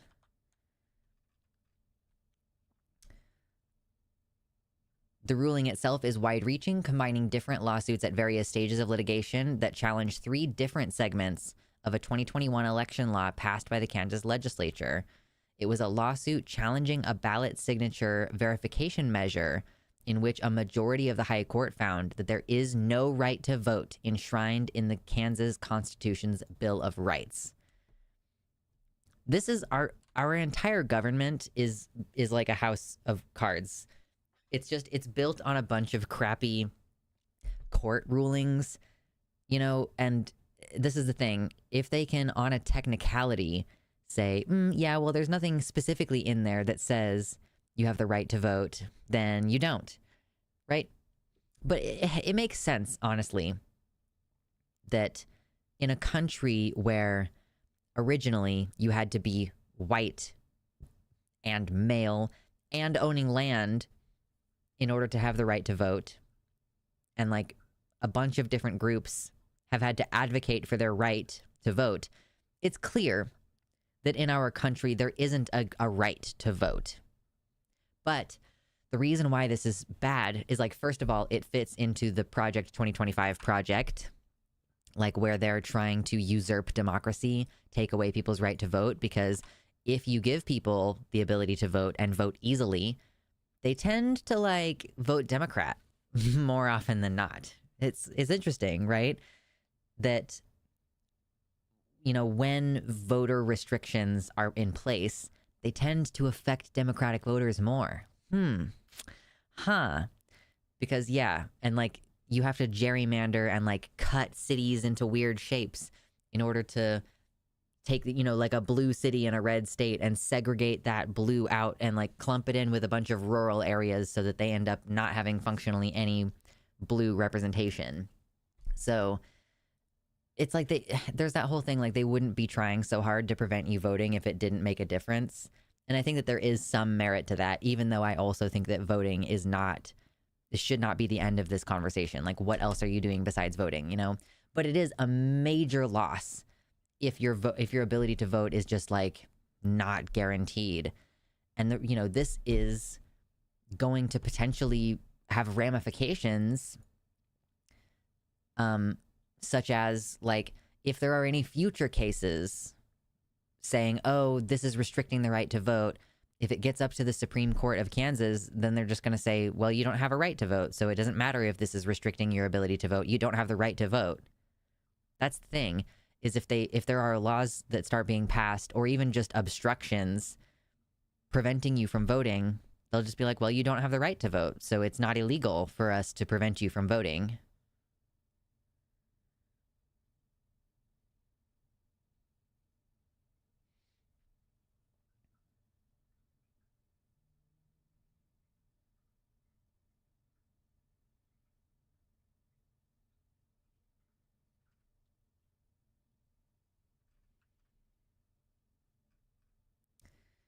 Justice Caleb Stegall, he is seen as the most conservative of the court's 7 justices, dismissed the strongly worded objections of the 3 dissenting justices, saying that there is, quote, not a fundamental right to vote in Section 2 of the Bill of Rights, which the groups had argued.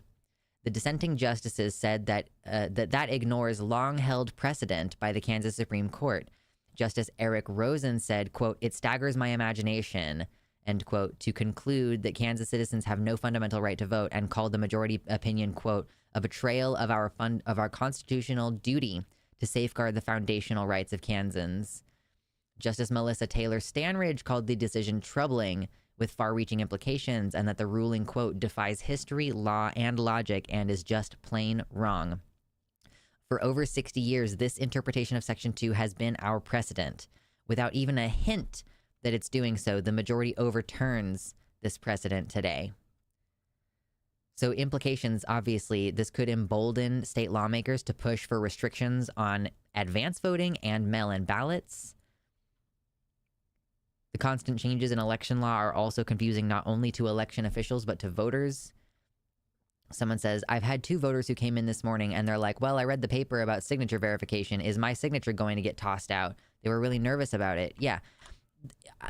I think it was the second time I voted in a presidential election that I had to vote with a provincial ballot because they had changed the rules about like what information you were required to have, but they didn't like notify voters that they needed to re-up their re-up their voter information. So I'm pretty sure that one of the times I voted for president, it was just thrown out because I didn't end up following up.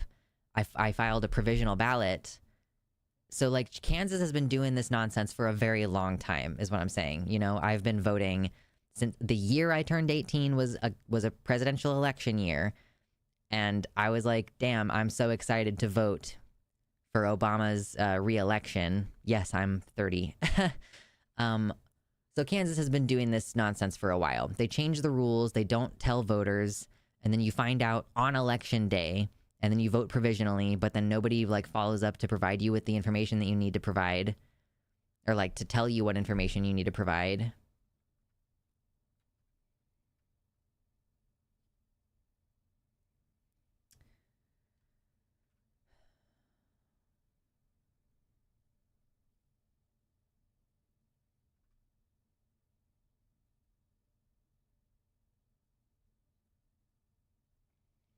Justice Dan Biles said in his dissent that the courts must insist that the signature verification requirement, if it survives a lawsuit against it, is handled reliably and uniformly across the state. That includes analyzing the procedures for how a mismatched signature is flagged, how a voter is notified of the mismatch, and whether the voter is given a reasonable opportunity to cure the problem. He claims the Constitution explicitly sets forth and absolutely protects a citizen's right to vote as the foundation of our democratic republic. So it is serious business when a government official in one of our 105 counties rejects an otherwise lawful ballot just by eyeballing the signature on the outside envelope. I don't know about any of you, but is your signature the same every time? Like my signature is a little bit like my signature is not exactly the same every time. So do I need to like study my driver's license and make sure that I'm signing it exactly the same way every time in order for it to not get thrown out? Like, is that the situation that we're dealing with here?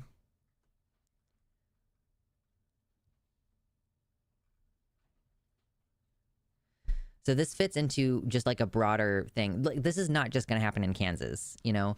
If the Republicans and the conservatives, they have more lawsuits like this in other states.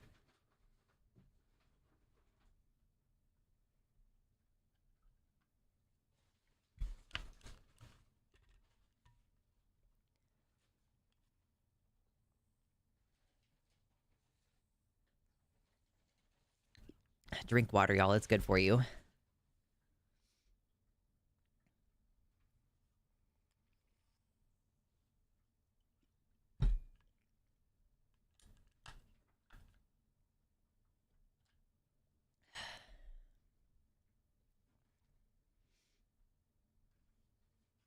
Let me see, what's this other link that I have?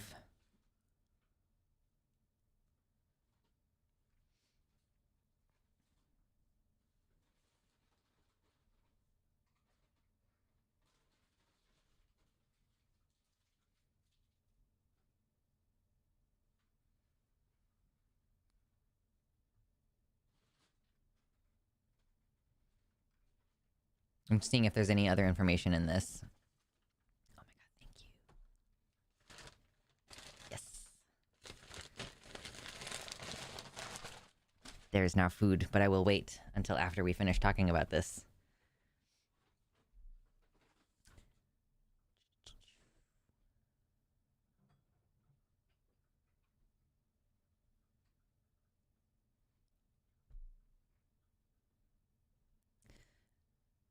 But yeah, there's going to be other lawsuits in other states where they are like, you know, similar kind of, oh, let's probe and test the Constitution and try to figure out if there's like a technically this doesn't actually protect your right to vote, so that we can then continue to chip away at your ability to vote, and like just that's legal for them to do at that point.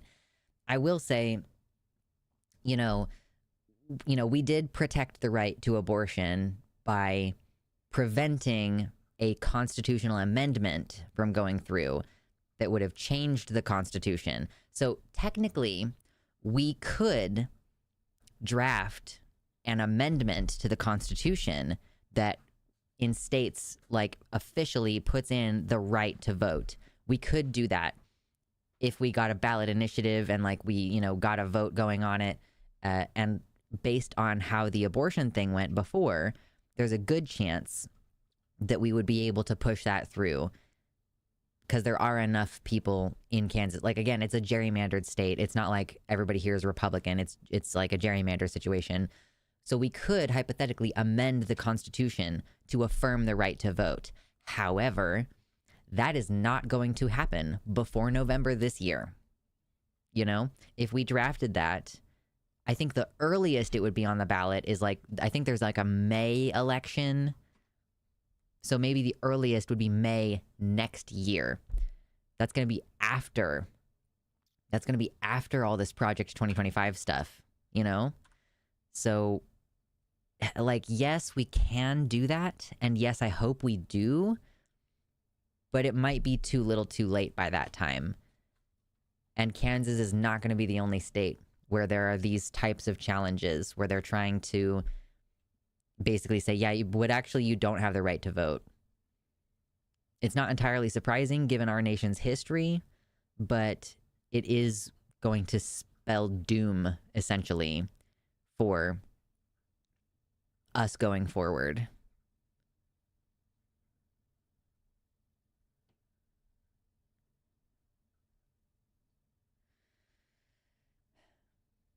And this is why I say, you need to think outside the scope of just voting.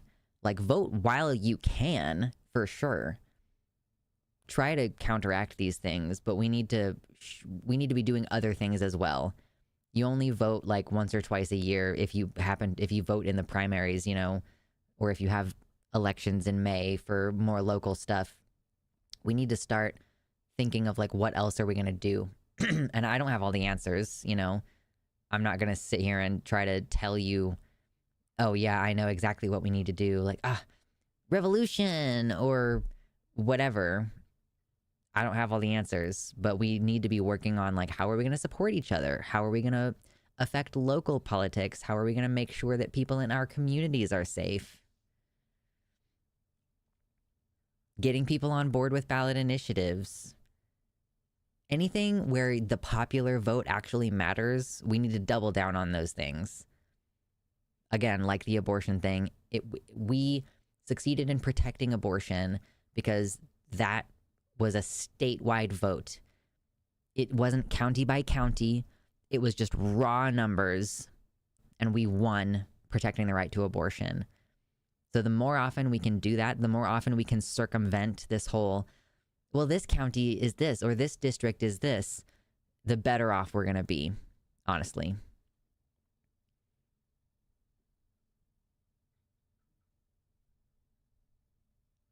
So does anybody have anything to add to that? I think that I'm more or less done covering that.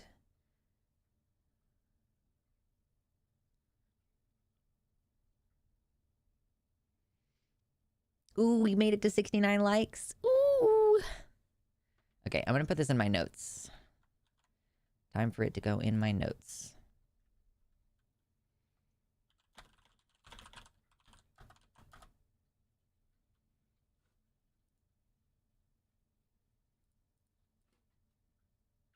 Yay.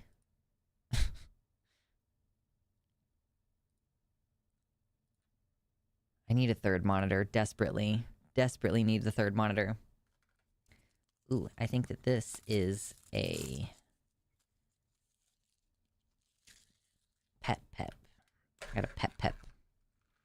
Yum. Oh man, that's so good. Sugar and salt and carbonation.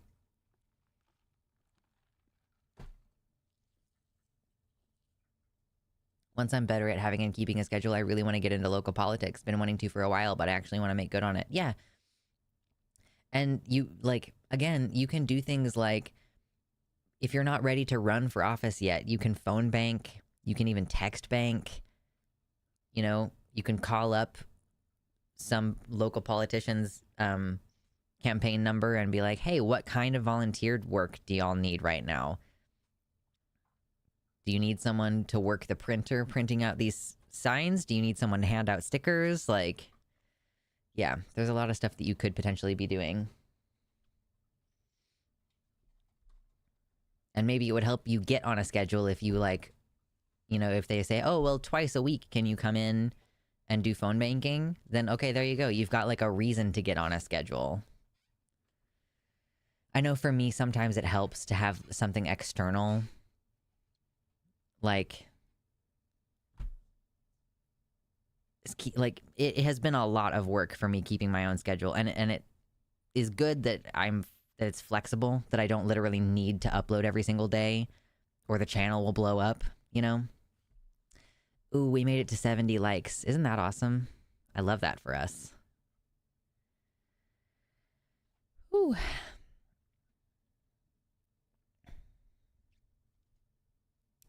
Well, we've covered the topics that I planned to cover. I was thinking about doing a Feed the Dragon, but I don't know.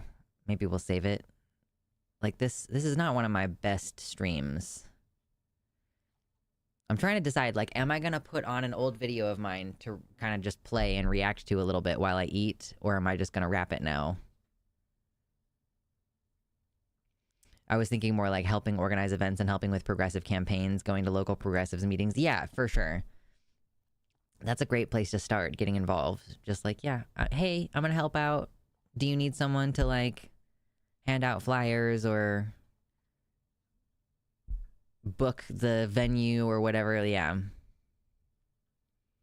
I think it was a good stream. Well, I'm just saying it wasn't the most, it didn't have the most traffic as far as my streams go. Whenever I do the title and it's about something more generically political, it just doesn't do as well. And like, honestly, the women's rights stuff doesn't do very well either. Like when I put contraception or abortion in the title, those streams don't do very well. Which is interesting. The streams where I'm like, I refuse Bi Lesbians Real video. Yeah, we can react to Bi Lesbians Real. God, that's a banger. God, that's an old one. Okay. Well, yeah, we'll waste some time listening to this 17-minute long video from me 3 or 4 years ago. That's when my hair was only just starting to get long enough to put up back here. That's so funny.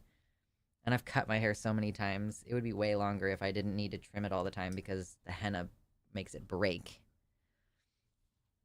Okay, let's do this thing. What a perfect thing to do. Yeah, misogyny do be suppressing views of important topics. Oh my god, it's been ages. And I don't want to confuse you. This video was recorded in 2020. I know the calendar behind me says 2018. There's a reason for that. And it's because it's a Markiplier nude calendar. Oh, I need to get that out again and decorate my office with it. That's awesome. This is when I first started following you. Oh, throwback. Amazing. Hey there, Internet. Oh my god. My name's Luxander. Why? Today we are going to talk about the idea of bi-lesbians and whether that's a real thing that you could identify as. Be aware, this might be a little bit of a rant video. Might be a little bit of a rant video. This day.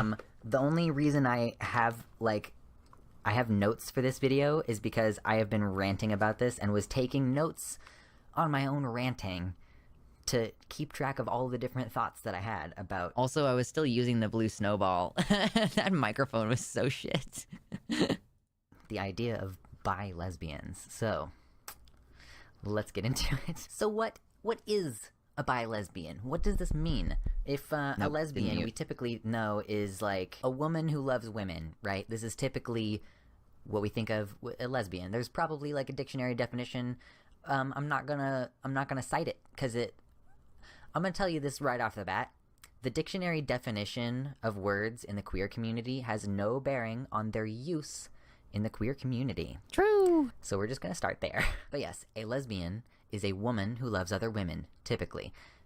To put a modifier on that, which is what it is to call yourself a bi-lesbian. It's to say, like, I am a bisexual person and a lesbian. How can you be both of those things? Well, let me tell you. One way of looking at this is with the sort of split model of attraction, in that there are, you could say, you're romantically attracted to certain types of people and you're sexually attracted to different kinds of people. Most of the time, for most Back people, during my these are the Italian same. phase. Like, straight people generally have a romantic and sexual orientation that are the same. And we have, like, the existence of asexual people, though, within the queer community. So many of them still want to have a romantic relationship, and they have an orientation as to who they want to be with romantically, right? Like, they might not be, like, sexually motivated to be with a woman, but they romantically want to be with women, okay? So when you say bisexual lesbian, what you're saying is you are a woman who loves women, but is capable of being sexually attracted to men or other genders. Like, the big conflict here is about whether you can be attracted to men as a lesbian, like as a bi lesbian, right? Which is interesting that the definition is woman who loves women, but these people who argue against the existence of bi lesbians seem to be okay with lesbians being attracted to non-binary people. But we'll get to that in a minute. Getting I don't really real know intimate with the microphone. where to put this point that I'm about to make. I'm just going to put it out here right here. The idea that bisexual women cannot be part of the lesbian community is ahistorical, because like most lesbian activism up to, like, I don't know, probably like the 80s or 90s at least, explicitly included bisexual women. Like, I'm sorry, it just did. Bisexual women are women who love women. They are. That is what a bisexual woman is. It's a woman who loves women and other genders. So kind of jumping back to what I was saying about the split model of attraction, I think it would probably be most accurate to say There's that so many banger someone who points in this calls video, I just have themselves a nothing to add. bi-lesbian is using shorthand. So what they would say, so bi itself is shorthand, okay? So the shorthand for bisexual, we're starting there. A bisexual, homo-romantic woman. I would offer that someone who says I'm a bi-lesbian is using these terms to indicate that the shorthand for bisexual, eyebrows were out of homo-romantic control. woman. I'd like to take a minute to discuss some reasons that someone might choose to identify as a bi-lesbian. I know some people, like personally I know some people who primarily identify as lesbians, but are aware that there are instances in which they could be attracted to men. Sometimes it's like, oh, I could be with like a really feminine man. Or for some people, they just like recognize that there are exceptions. Like, just every once in a while, they will be like, wow, that man is attractive. And it's important enough to them to call themselves bi, apparently. But these are women who don't want to pursue romantic relationships with men. They're aware that it's possible for them to be attracted, at least physically, but they're not interested in pursuing men.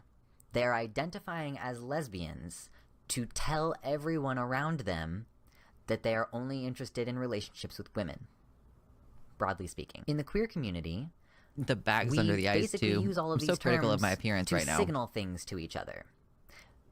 If you should watch Philosophy Tube's video called Queer Sparkle, because he talks about language games within the queer community.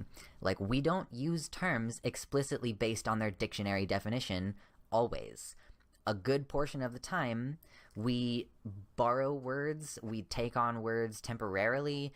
You know, we use shorthand to try to describe our experiences to people. If you have been following my channel for any amount of time, you would probably know at this point that I prioritize effective communication.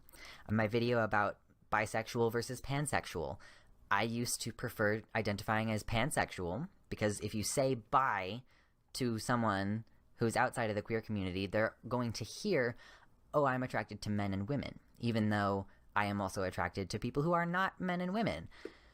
It's about communication and being effective at not only like, am I comfortable with the label, but when people hear... Sorry, I just want to pause. It's so funny to me that I was talking about effective communication at this stage, and I was not even in DBT yet. Like, classic Luxander move. What I'm saying, they understand what I mean without me having to necessarily explain. calling myself pansexual does sometimes require explanation. I no longer identify as pansexual. I'm just queer now. But understanding that we don't necessarily use labels in a one-to-one, and not everyone who identifies as a particular thing is necessarily going to have the same experience as someone else. There are loads of people who identify as trans women, but who are non-binary and just don't want to talk about it publicly because it's harder for them. You know what I'm saying? Like, they're using trans women to communicate a lot of things, but not everything.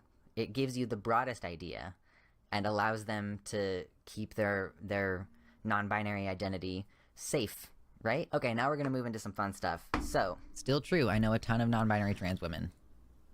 so far, every time I have gotten into an argument about the concept of bi-lesbians, it has been with someone who identifies as a non-binary lesbian. Okay? So,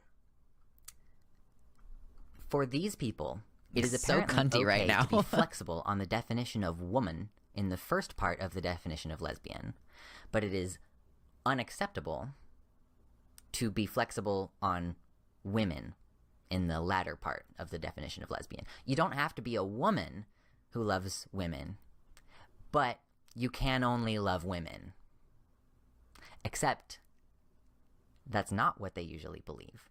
They don't usually believe that you can only love women. They usually include non-binary people. This is rich. It's rich, okay?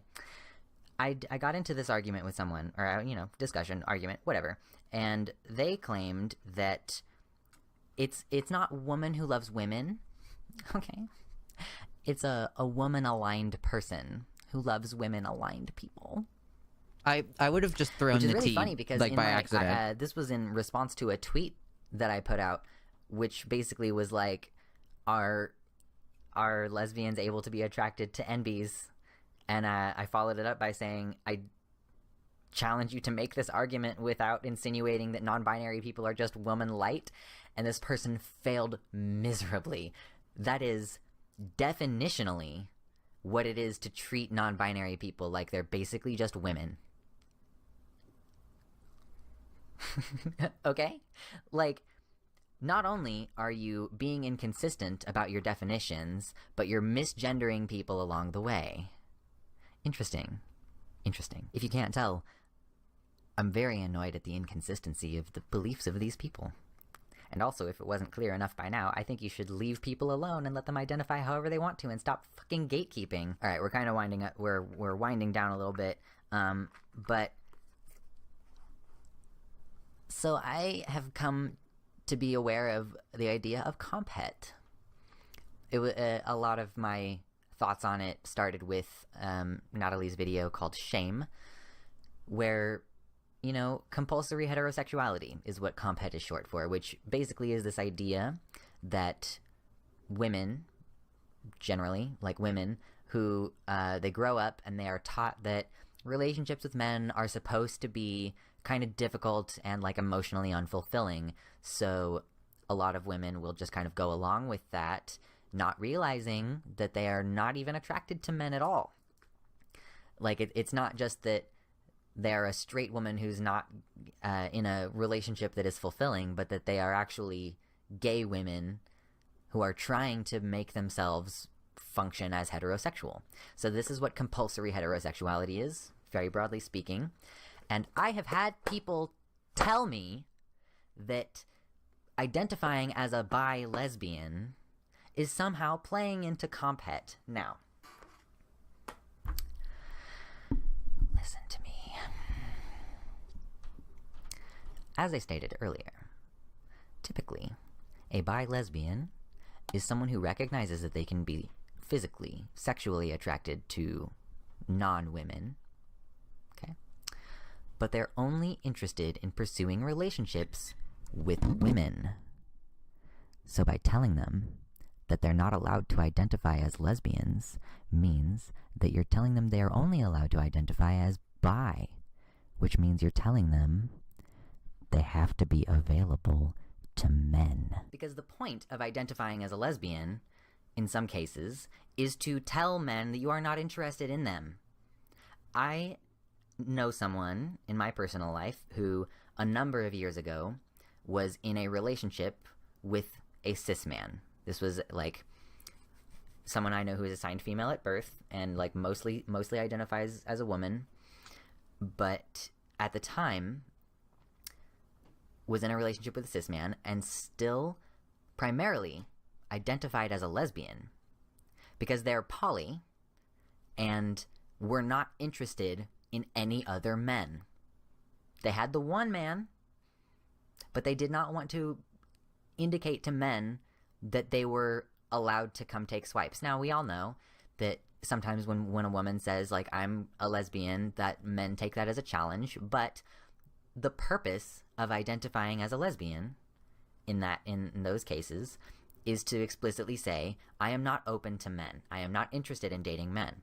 So by telling women who could potentially, and here's another thing.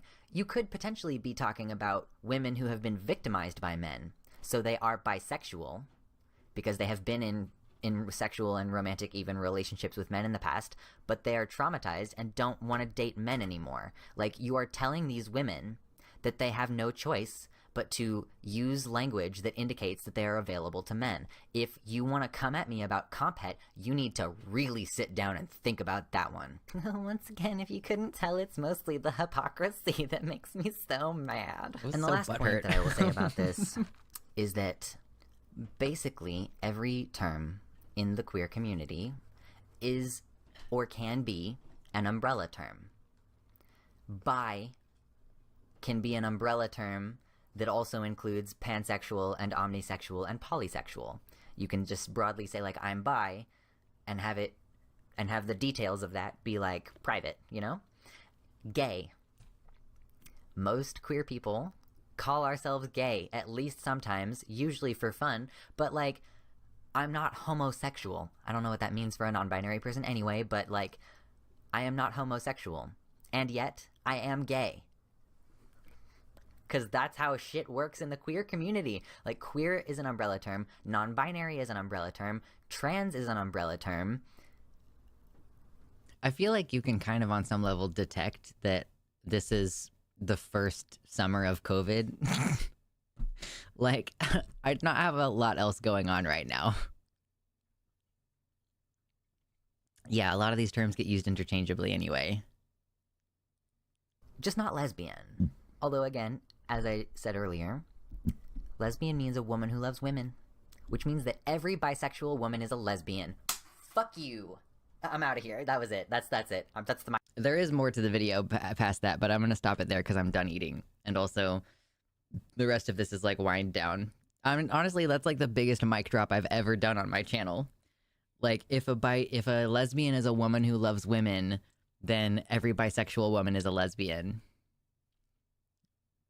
I mean, yeah, except that bi can also technically include, like, maybe you're attracted to men and non-binary people or something. But, like, yeah, that was an amusing little throwback moment. It's been a minute since I watched that video. God, those eyebrows are just out of control. Gosh.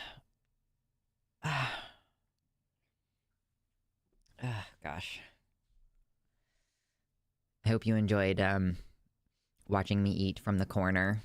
Just hanging out in the corner over there.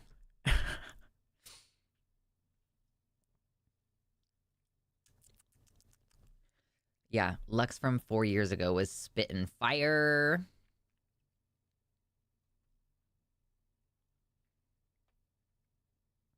What a fun time. What a fun...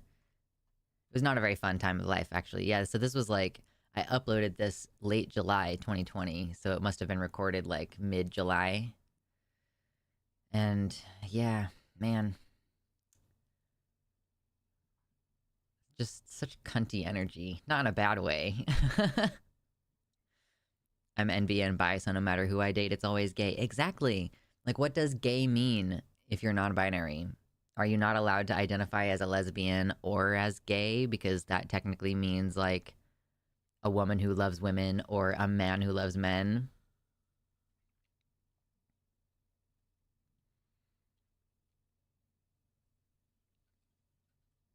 Oh yeah, I'm still a cunt for sure. And it's just like a different energy. I was real spicy that day. I was like, I want to record a very spicy video. Got ketchup on my face.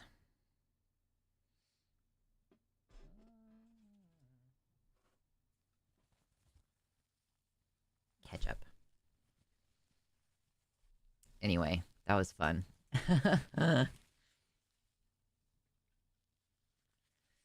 I suppose we can do free Feed the Dragon real quick. Maybe not real quick. I don't know how many videos and stuff y'all have posted in there. I've seen people make charts for which kinds of non-binary person a lesbian is allowed to date. Yeah, the gatekeeping is ridiculous. Like, yeah, if you're attracted to a non-binary person who's assigned male and hasn't hormonally transitioned, then you're not allowed to be a lesbian, or like you're not allowed to date them. I don't know.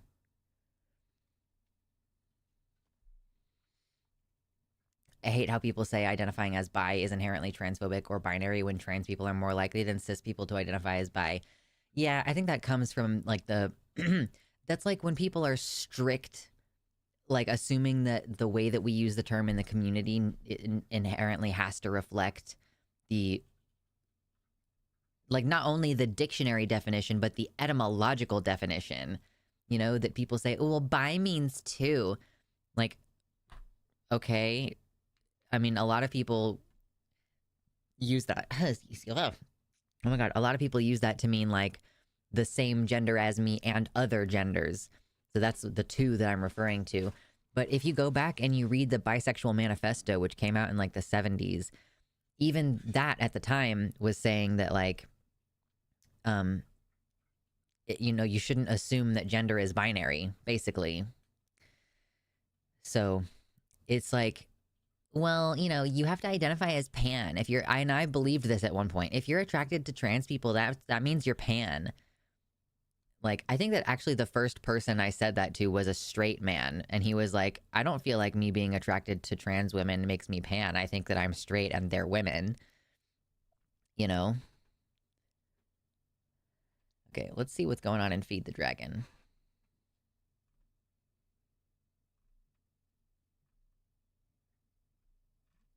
Okay.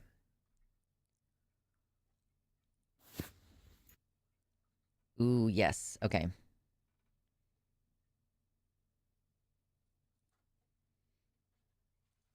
Oh my god, why? I just changed the size of the thing and I did not mean to. Okay, this is my Discord server. Welcome. Welcome to the Discord server. This is a video. Oh, it's a cat and a dog cuddling. Oh. I mean, I think the cat was already in the bed and the dog's like, please let me in the bed. And the cat's like, no, but I don't want to. I kind of like the messy chaos of gender theory. I wonder if we'll ever learn to break free of labels. I think that this is really a temporary thing. It's like a temporary, it's only these hyper online people who think that we need to strictly adhere to definitions. Yeah, shout out to Viren for sharing this video. The babies. The dog is like, please let me lie down. It's a cute cat. She's very fluffy. Dog's like, please be my friend. Oh, what a cute dog face. Tiny little face. Aw. That dog has some chihuahua in it, huh? Like a husky chihuahua mix of some kind? No, no humping. Bad. No wonder the cat's all annoyed with you, because you're a bad little humper boy.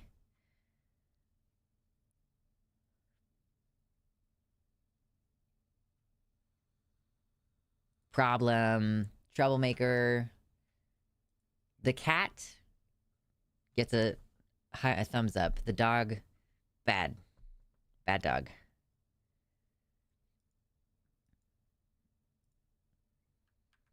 Okay, I'm gonna just play all these on mute. Probably. Baby. Oh, what a handsome boy. Aw. Aw. Look at that happy kitty. Alaskan Klekai. They're bred down from Huskies and probably include some Chihuahua. Nice. Look at that baby. Aw. Yes. Mighty Hunter. Love those teeths. Warning. Ferocious beast. This is baby's first hunting mission. You have to pretend you're scared. Look at those dilated eyes. Excellent. It's a Dachshund. A approve.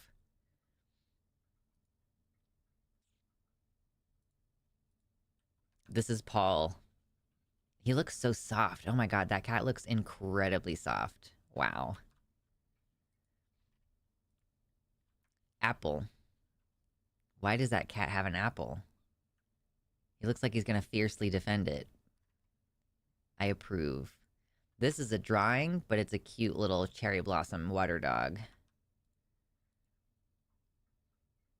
This is a ferret. Sorry for wearing socks. Some crimes can never be forgiven. I'm gonna steal your socks and go hide it under the fucking washing machine. Ferrets. Possum. Have you seen him? Well, now you have. What a baby. Oh, we have a bat eating fucking bananas. Let's go. No sound. I like how he's swaddled like a baby. That bat might be big enough to have a real immune system. Nom nom nom nom. Gross. But also adorable. You eat that banana, boy. Look at those eyes. They're so big.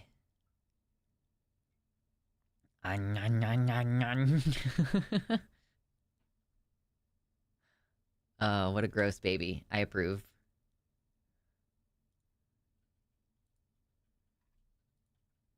That is a cat that's about to pounce on something. Look at those eyes. Just dilated.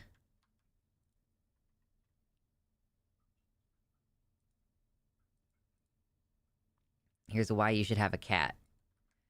Bath biscuits. Oh my goodness. Like, that cat is mostly floating. I can't believe he's not angry. He's like, I am in the bath. Kitty. Approve.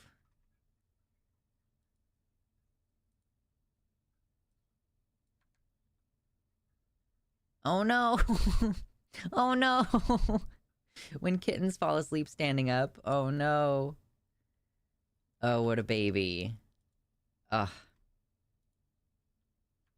Me, I don't have a dark side. Also me. Just eyes staring out from the void.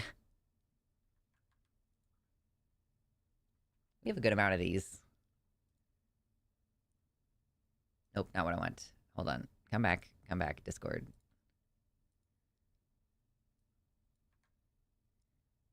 Oh, ferocious kitty. He's gonna get you. So mad.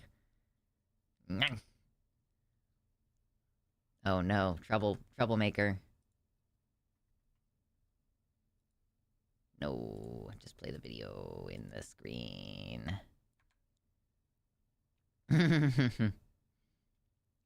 Black cats are very silly sometimes. Oh my goodness.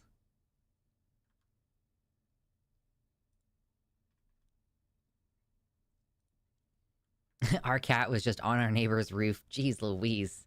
Don't let your cats outside, y'all. They cause so much ecological damage.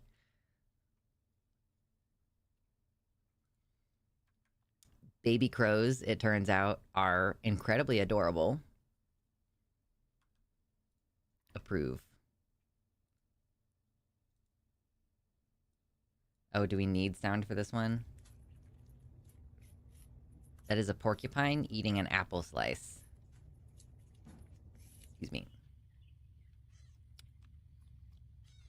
What a cutie patootie. That is a no touching friend. Interesting noises.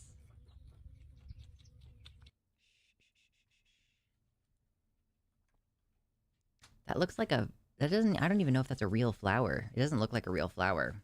But that's a little, like... I want to say it's a gerbil? Or some type of mouse? Bee! Oh my god, look at him! Oh, that's cute. Approve.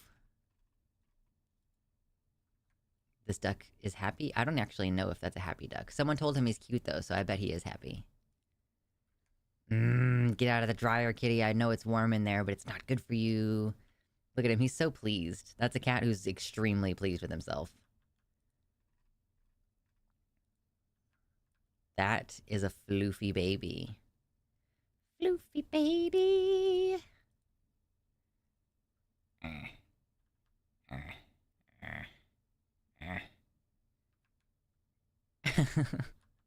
Absurd. Okay.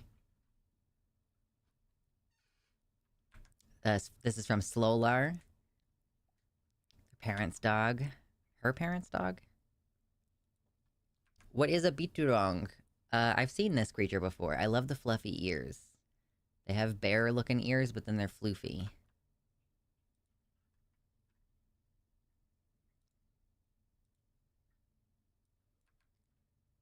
A dog playing with kittens. These kittens are like, I'm learning what it means to stalk.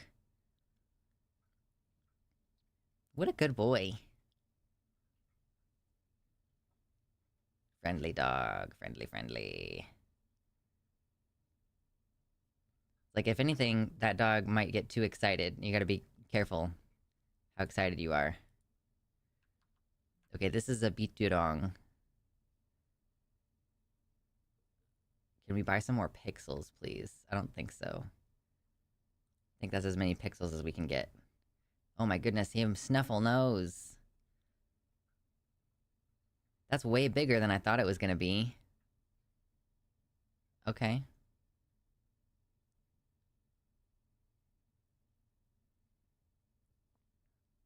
Yeah, that's like a bear. It looks like a bear, but like tiny. Tiny for a bear. Wow. Binturong. Binturong is what this creature is. Oh my god, there's a Great Dane. Okay.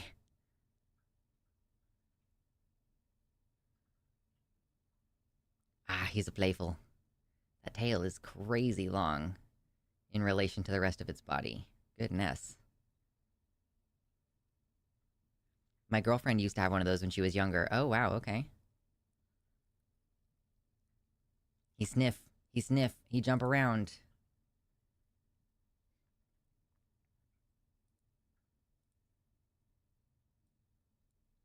This might need sound. Oh god, that's loud to me. Hey, we're okay.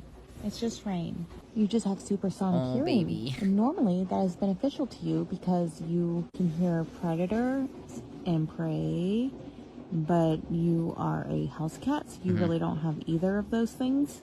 So really all your hearing does is you can hear when I wake up and her ask me for food, and you can hear when I open the pantry door. So both food-related benefits. But the good news is you're being so brave because look, you barely went inside the covers. Normally you're like way wedged in there. I'm very brave for that. So kudos. You can stay in there as long as you want, and when you come out, you can have a treat. Would you like a treat? Are you hungry? Yes, maybe? She perked up at the word hungry. Yes, good boy. Oh, You're just like mommy. I too would overcome my fear if there was food in it for me. Let's go. True. Oh, that's cute.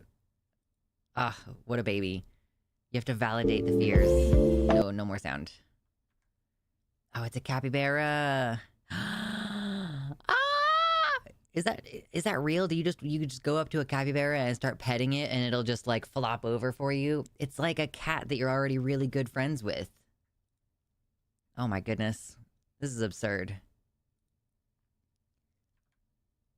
Oh, we had a cat who did this. Like, would reach up and tap, tap, tap your arm to get permission to get up in your lap. Oh, what a cute baby. The eyes on these things, just huge eyes. It's a grasshopper. Yes. Oh my goodness, Kitty Tick hit a little dump of animal pictures. There's a Siamese cat who's very cute. And a husky who is showing the belly. That's the puppy. And the Siamese cat again. Oh, there's another cat. I totally missed this cat. I was focused on this cat. Aw. Ooh, this is the Aurora Borealis from... This is the view from Oregon. Oh, that's gorgeous. Technically not food. That cat looks like it's pissed. It's about to go bap bap. Oh, it's because the dog is right there. It's... bap bap. Yes. Oh, we got a calico. Cute. More calico. Oh, this cat does look like Beerus. It does look a little bit like Beerus. True.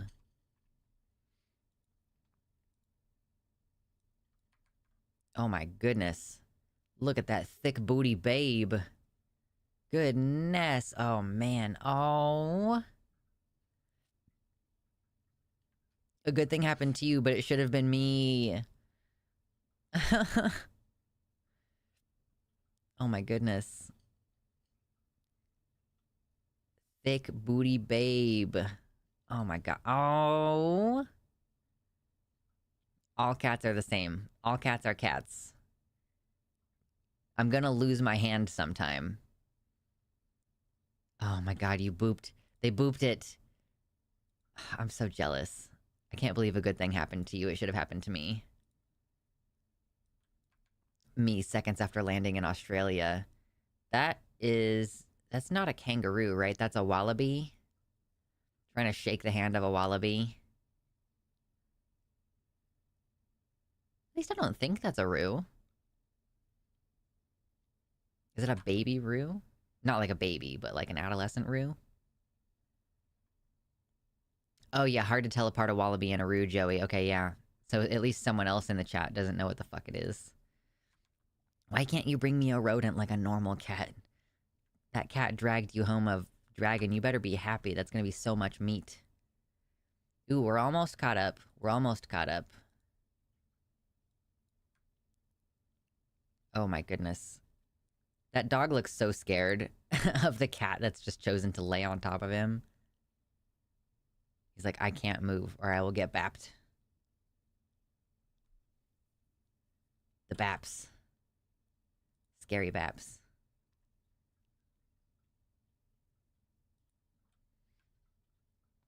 Look at this spoiled baby. My cat could never go in one of these window hammock things. He is way too heavy. It would fall immediately. Oh, I want to rub his chin. Oh, I want to scratch your chin. Oh.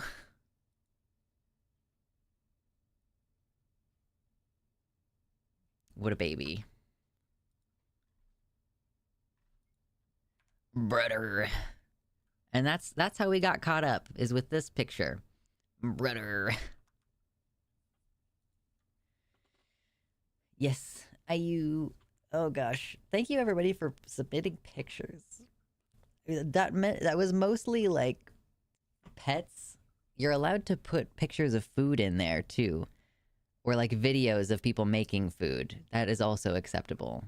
I'm not like mad that it was all cute animals. I'm just saying it's supposed to be both. And the funny thing is, you all submitted your cute animals for like a sacrifice. You just gave them up as an offer to the dragon, and I determined that they were all tasty and delicious except for the bee.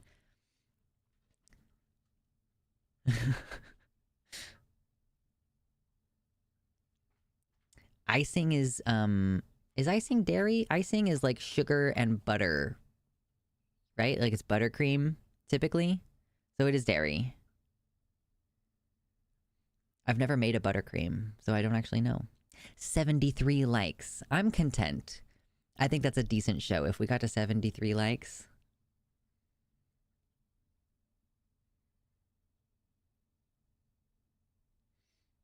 Super cute. Well, thank you all for hanging out with me today. That was a nice show. Just a reminder, I will not be seeing you Sunday or Wednesday next week. So the next time you will see me streaming live, it will be Thursday on the Transatlantic call-in show on The Line at 2 p.m. Central in the middle of the afternoon. And then we will be doing our show again on June 16th. So I'm just going to take a little bit of a break, just a little teeny tiny break. And I will be planning to see you in like a week and a half. There's still going to be content coming up on the show, though. So if you missed any of the previous streams, we're going to have episodes going up. So much love, everybody. Hope you stay well. And I hope you enjoy some Pride. Do it. Do it, do it, do it, do it, do it. Kansas City Pride is this weekend. Good luck to everybody who's